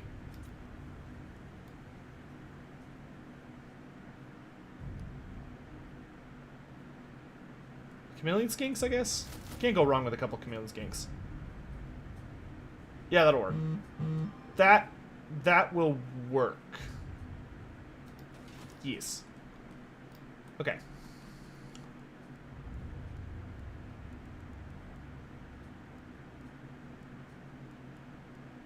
We're doing okay on our various things there.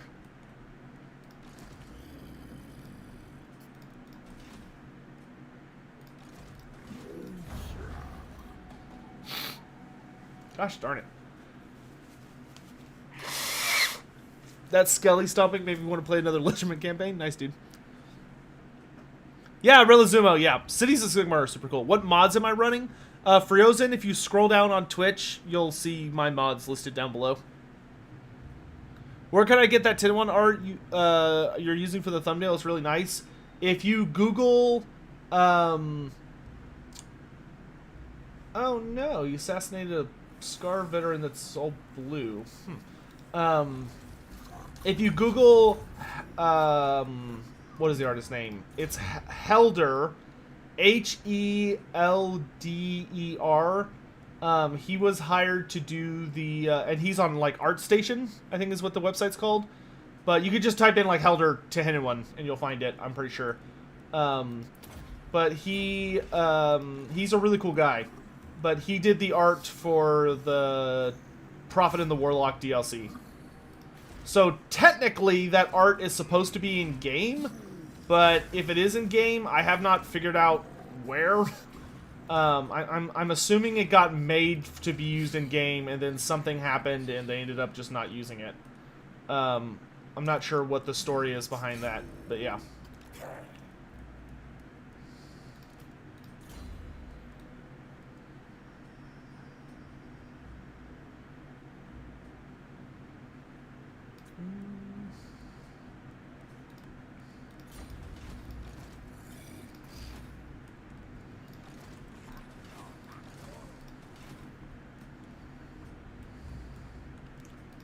Where are we at with these guys? Mookip is still being an asshole. Okay, I think we're gonna have to beat Mookip to death. I don't think he's gonna join us willingly. So we will send over Tehenhauin to not so politely talk some sense into him.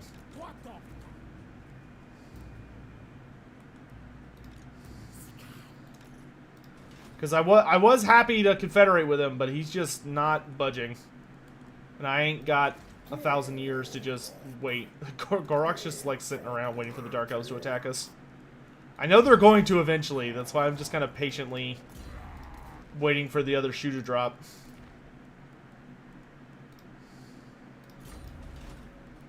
Wait, do you do magic damage? No, you don't. Okay. That's fine.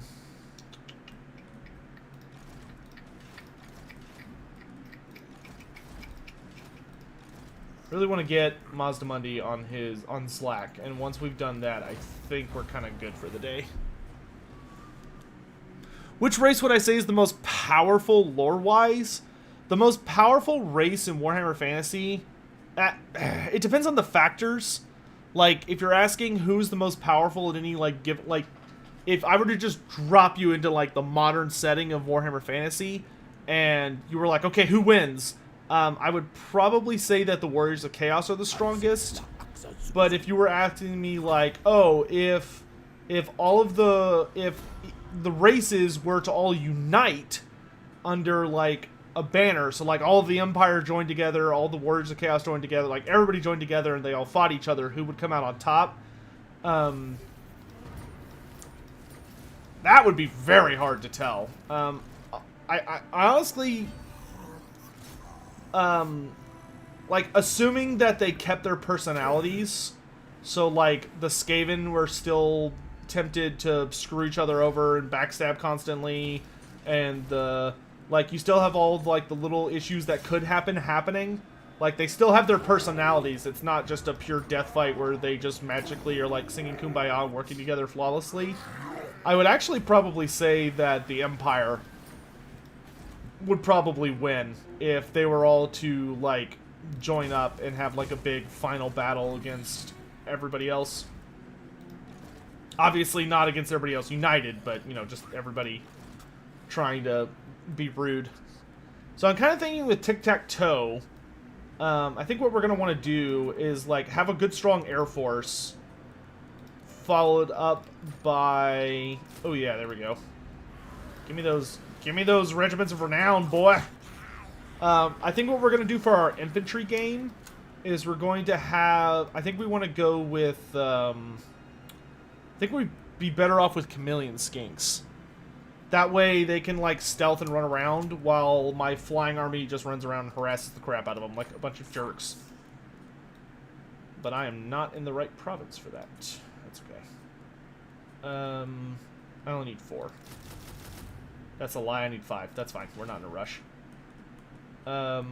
Actually, let's do this. Let's pick up 4, and then I will pick up another... I will pick up an additional skink chief. That'll work. We've already got a weapon master, so let's get an aggressive one. That way we just have, like, a flying force of doom. That has, like, really powerful shooting. Because that seems like an absolute nightmare to fight, which is what I want the AI to be suffering. And that way I only have to get 4 chameleon skinks. It's a really stupid army, but I'm totally okay with it. Alright, Mazdamundi, this is your time! Dude, the greenskins are gonna get bodied. Oh, wait, no, I wanted to get a Sotek summon. Nah, too late. Rillazumo, thanks so much for subscribing with Prime, my dude. I appreciate the support.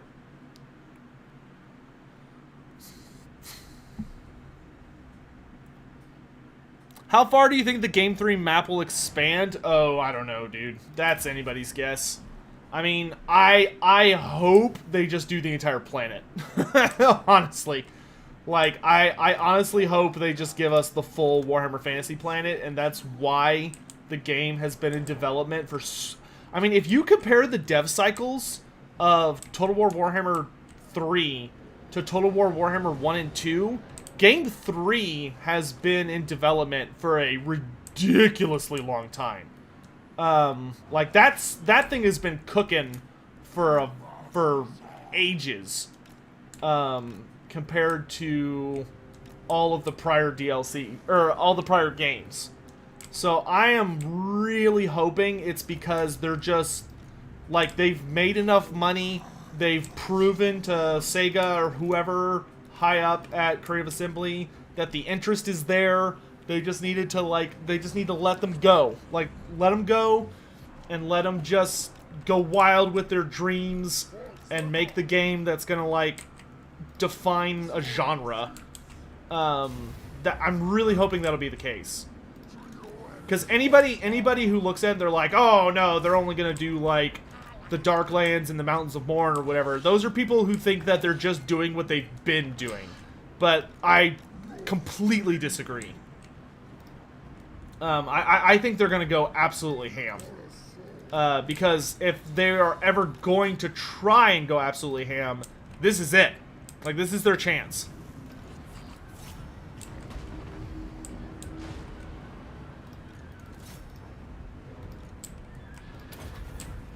I mean, Warhammer 1 has suffered immensely because of just the flat-out lack of vision that has haunted the game since its inception.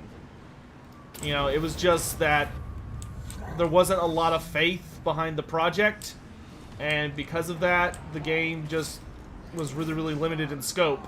And that's been haunting it ever since, where, like, almost every single DLC or free LC since Game 2 came out hasn't been about purely, oh, like, we're super excited to show you all these features. A lot of it has been, oh, okay, well, when are they going to fix my favorite race? Because they screwed it up so bad in Warhammer 1. You know, all the Warhammer 1 races are, like, generally pretty rough. Because they were just super basic. And some of them have received an update, they're still bad. You know, the Dwarves and the Vampire counts both received an update that didn't really do a lot. Like, it added new toys, but it didn't fix some fundamental flaws that they suffer from. You know the Greenskins could have Screaming Skull catapults on towers? Well, so one of the problems with Game 2 is that the... what the heck? Is that the faction... the towers and all that jazz are purely determined by the race... the race flair, I guess, of the city. So, like, this is a Tomb King city with Tomb King architecture, therefore it has Tomb King towers. That's it. That's the only reason the towers shoot Screaming Skull catapults and yada yada yada. It's not because the Greenskins actually built them, it's just because this is a Tomb King city and it doesn't matter. Nothing matters except for where the city is geographically. When the game is, like, determining, like, what kind of siege weapons you're going to be using and stuff, which is super dumb.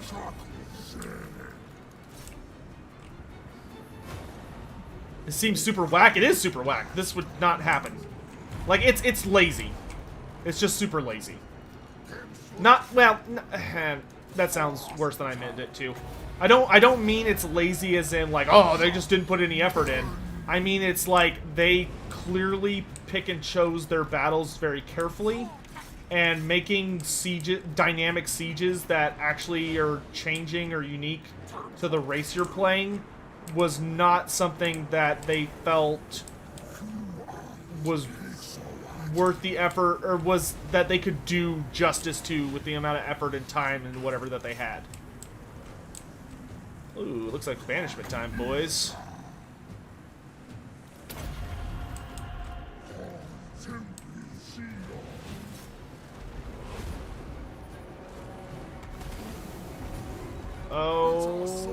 Okay. I was like, I don't mind if it hits the Dreadsaurian a little bit. I just don't want it landing on my other junk. Oh, okay. We got some good mileage out of that one. It took it a second, but eventually it got where it needed to go. What are these? Just night goblins?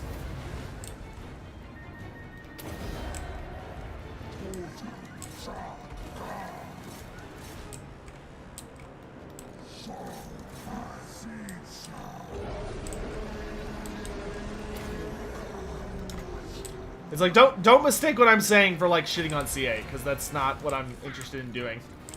Like, I love CA. I have a lot of friends at CA now. Well, maybe not a lot, but I have some friends at CA. Like, the people who I've met there have all been, like, really wonderful, and there's a lot of people there that are really, really passionate about Warhammer and clearly want it to be as good as it can be.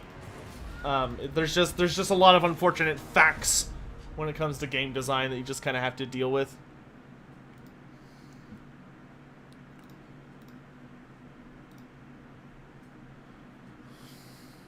Bulwark, thanks for the tip, my dude. If they could bring the Thunder Lizard in-game as a unit or campaign mechanic, how would they do it?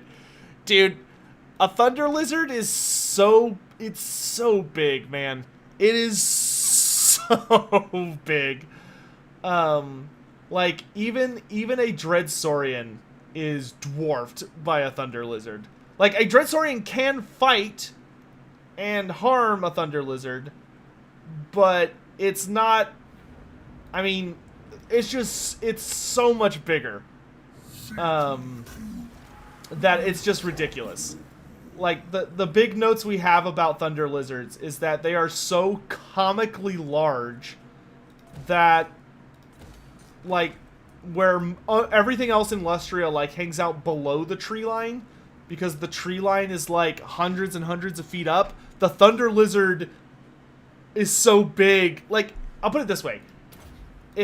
On the campaign map, if I went like this, and there was a Thunder Lizard moving through the jungle, I would be able to see it from, like, this perspective. I would be able to see the Thunder Lizard moving around. That's how big of a monster we're talking about. Like, the Lizardmen never figured out how to control a Thunder Lizard. It just kind of goes. How does such a creature get enough food? If memory serves, it literally just eats, like, everything in its path. Like, it just eats the tree line constantly. And whatever happens to be in the tree line. That being said, there's not, like, a lot of them. Bigger than Kraken Rock? I would say they're probably equivalent in size to Kraken Rock. Like, if Kraken Rock attacked Lustria, throwing a Thunder Lizard at him would be a reliable way to have a colossal kaiju battle. That, like, is anybody's game.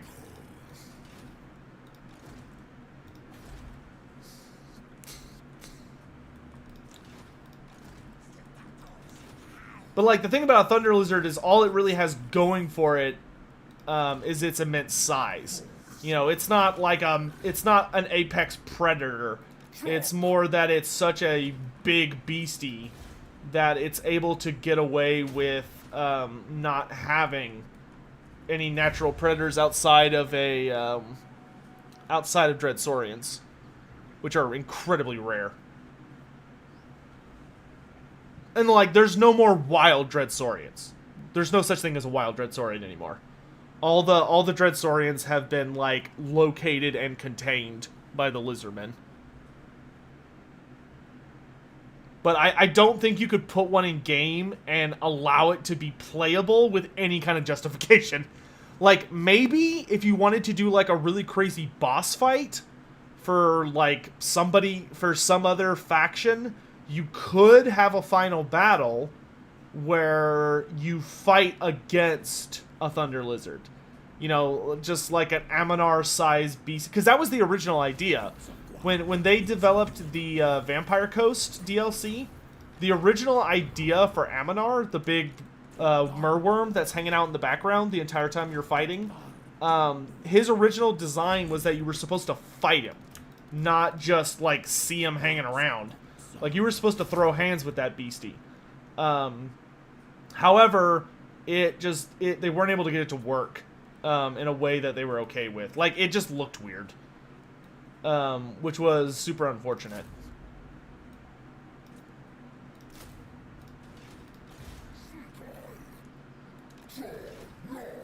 Because you can kind of tell. I mean, slack! Boo-boo, boo-boo, boo-boo. Dude, it's party time. It is absolute party time. Zlak is here. Oh, baby. The biggest of Chunguses has arrived.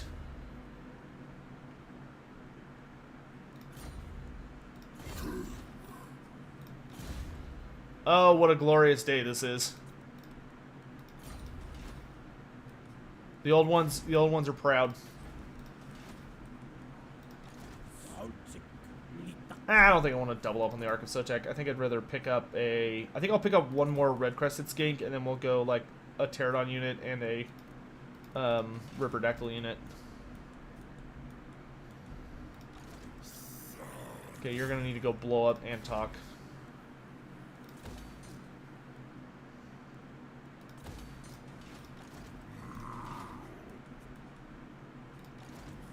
Krokgar's almost ready for war.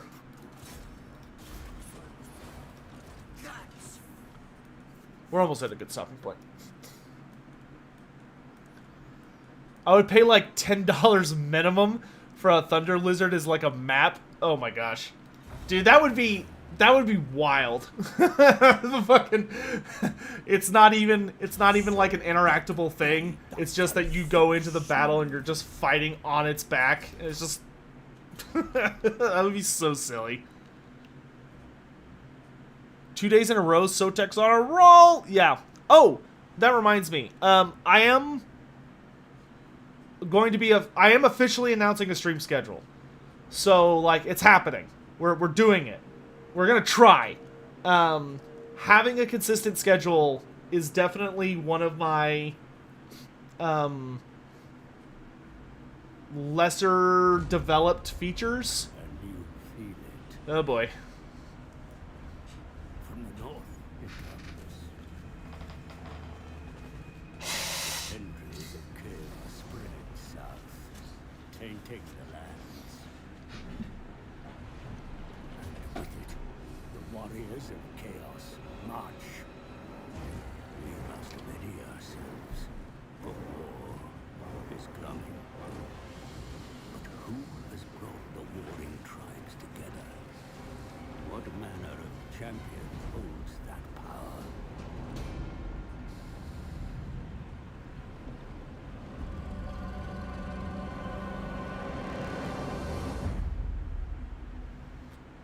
I never understood why when it shows Archaon up close, he like growls like Kolek Suneater. Archaon, the ever-chosen lord of the end times. Like I know they gave him kind of like a comically evil deep voice.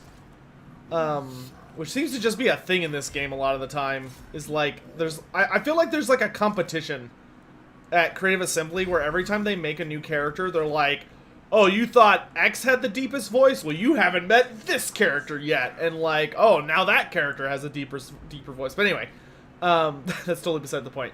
So here's the deal.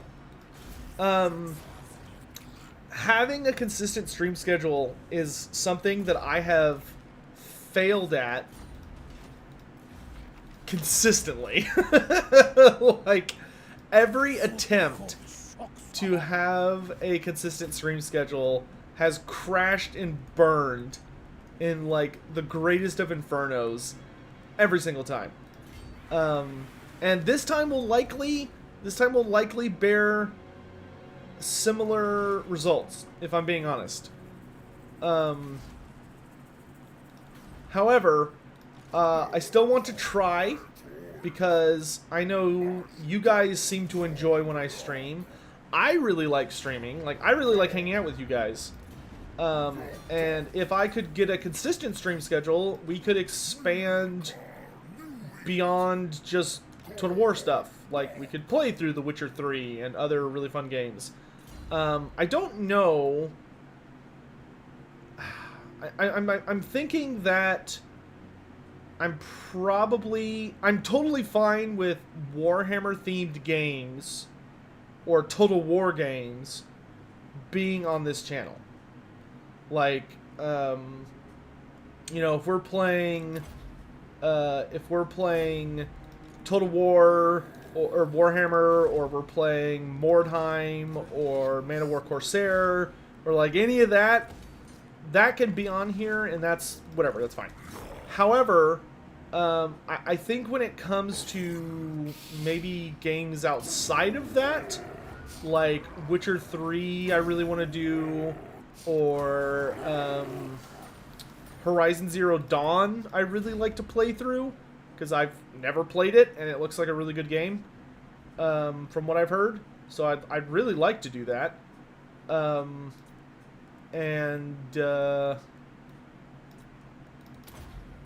But that kind of stuff, I feel like if we put it on this channel, it would cause a lot of clutter.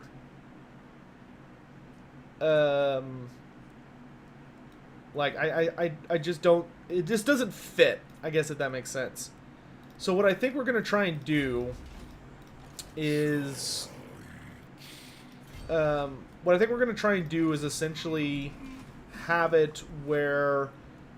I'm going to do a stream schedule, and I will try and get a second YouTube channel set up rather quickly, where we could put, like, other stuff that has nothing to do with this channel, and it can just be for streaming and stuff.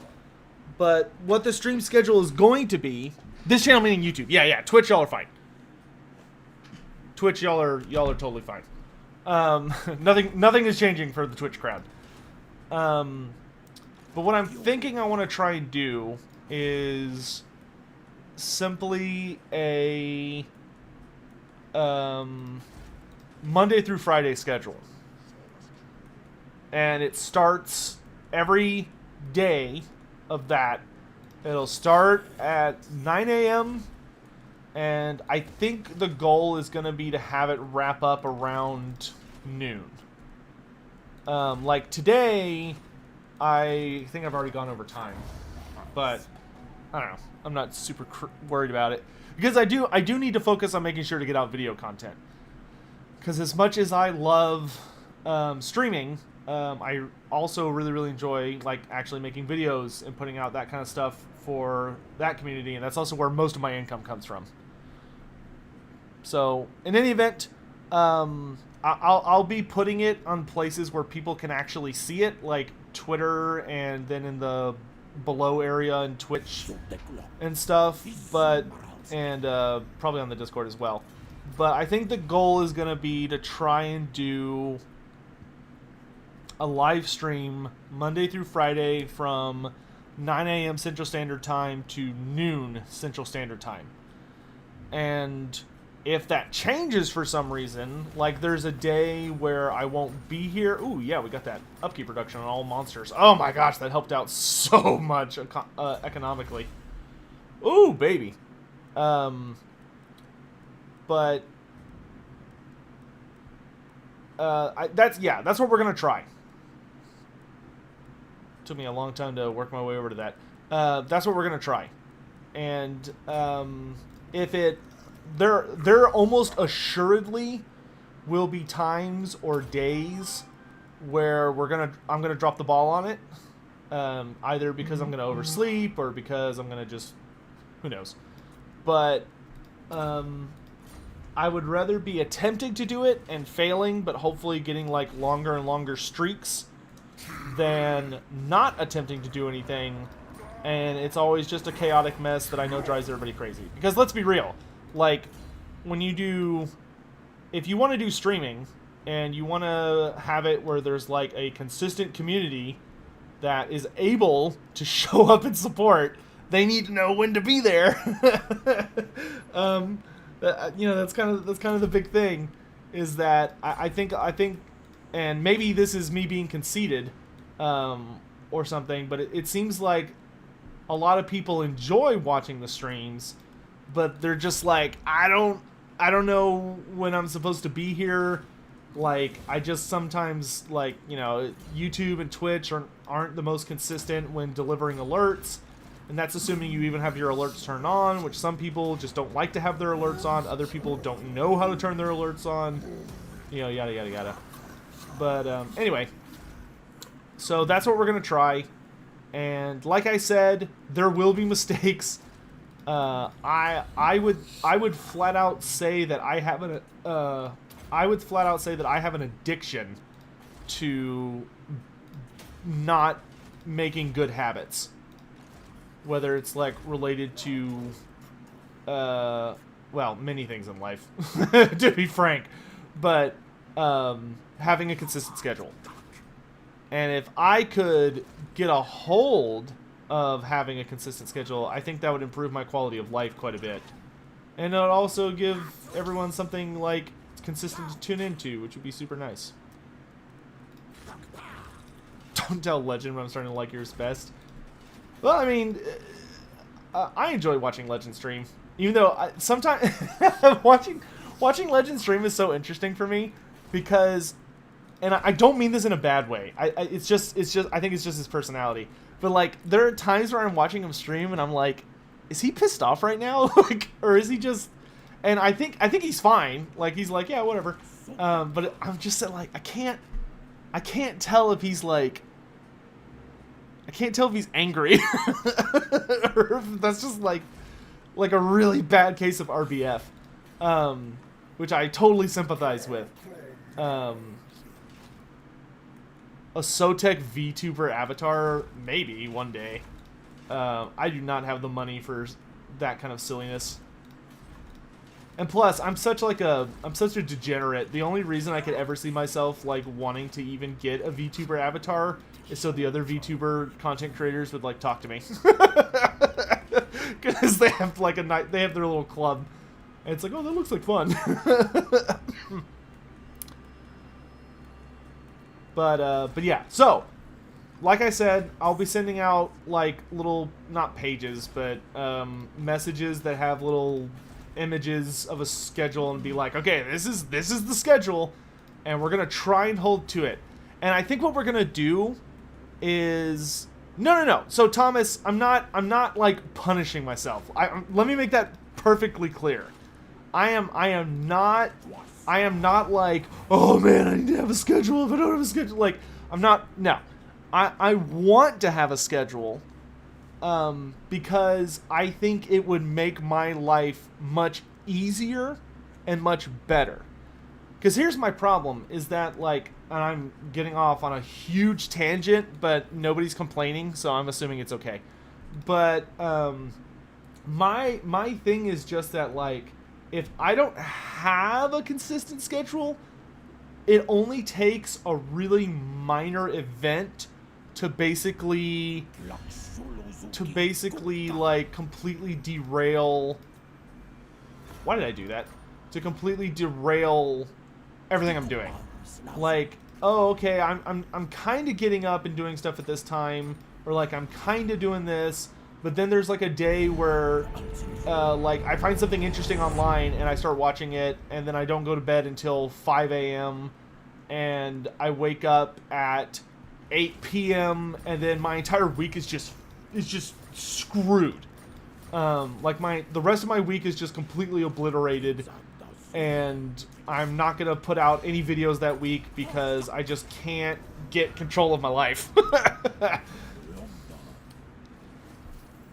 Iron Lung, thanks so much for the super chat, my dude. Sweet, looking forward to it. Better to have fun than be ground down by the workload.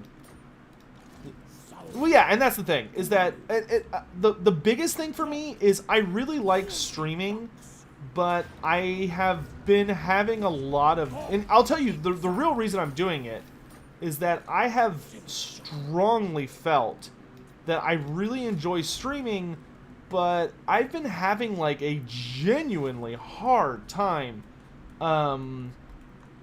having a good stream schedule in addition to a good video upload schedule. And what I mean by that is that I feel very much that if I'm doing like a good job streaming like I am right now, like I've already technically kind of screwed up today, because the goal today was to get on, stream for a very specific amount of time, like 3 hours, and then when 3 hours was up, be like, all right, I gotta go work on a video script. And I have technically failed in that objective today, but I'm not super sweating it. Because I have like a rather occupied evening, so it's not like I'm doing nothing after this. There's other stuff to do. But I'm trying to master the art of being able to simultaneously stream and be a productive YouTuber. And so far, I'm really bad at it. So, yeah. Oh, it's Palooka Paints! Dude, Palooka, what time are you streaming today? So, okay, this is important. This is super important. This is not a random tangent. This is legit, like, top-tier importance. There's a guy who just came into YouTube chat named Palooka Paints. And first of all, if you don't follow him on Twitch, what are you doing with your life? You need to get control of your life and follow him on Twitch. Like, do it. Do it for the good of mankind and your own sanity or whatever. Because Palooka is, he's a super amazing artist, but he's working on my, Tehenhauin model. So I shipped him my actual, I had two Tehenhauin models that are like super high quality. Well, not high. Okay, I'm gonna start over. I had two Tehenhauin models. You cannot buy those anymore because Tehenhauin is no longer available. He died with he died with Warhammer Fantasy, at least as far as we know. But definitely that incarnation of him. So they put him up for like a final order that you could buy into, where you could get a model, and I bought him. I picked up one last Tehenhauin, and then I also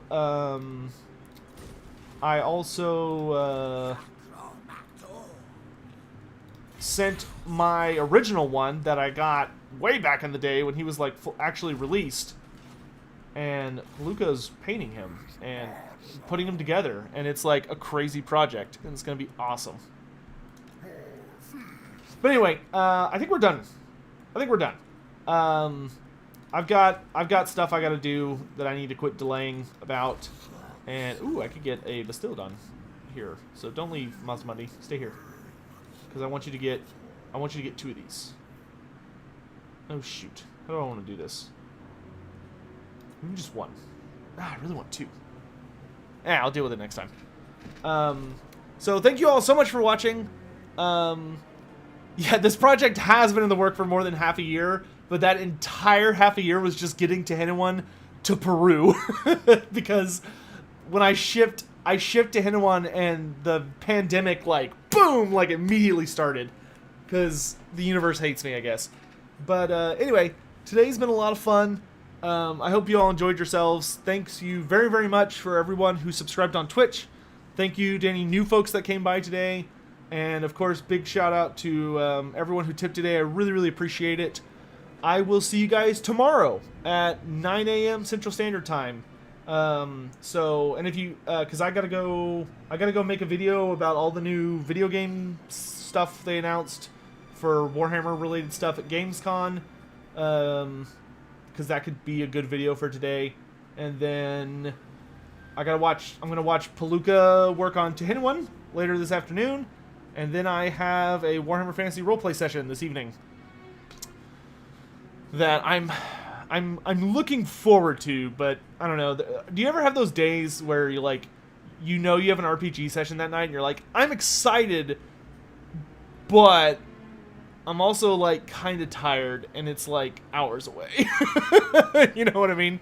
But anyway, I'm sure it'll be fine. So I'll talk to you guys later. And, yeah. Anyway, thanks again for watching, guys. See ya.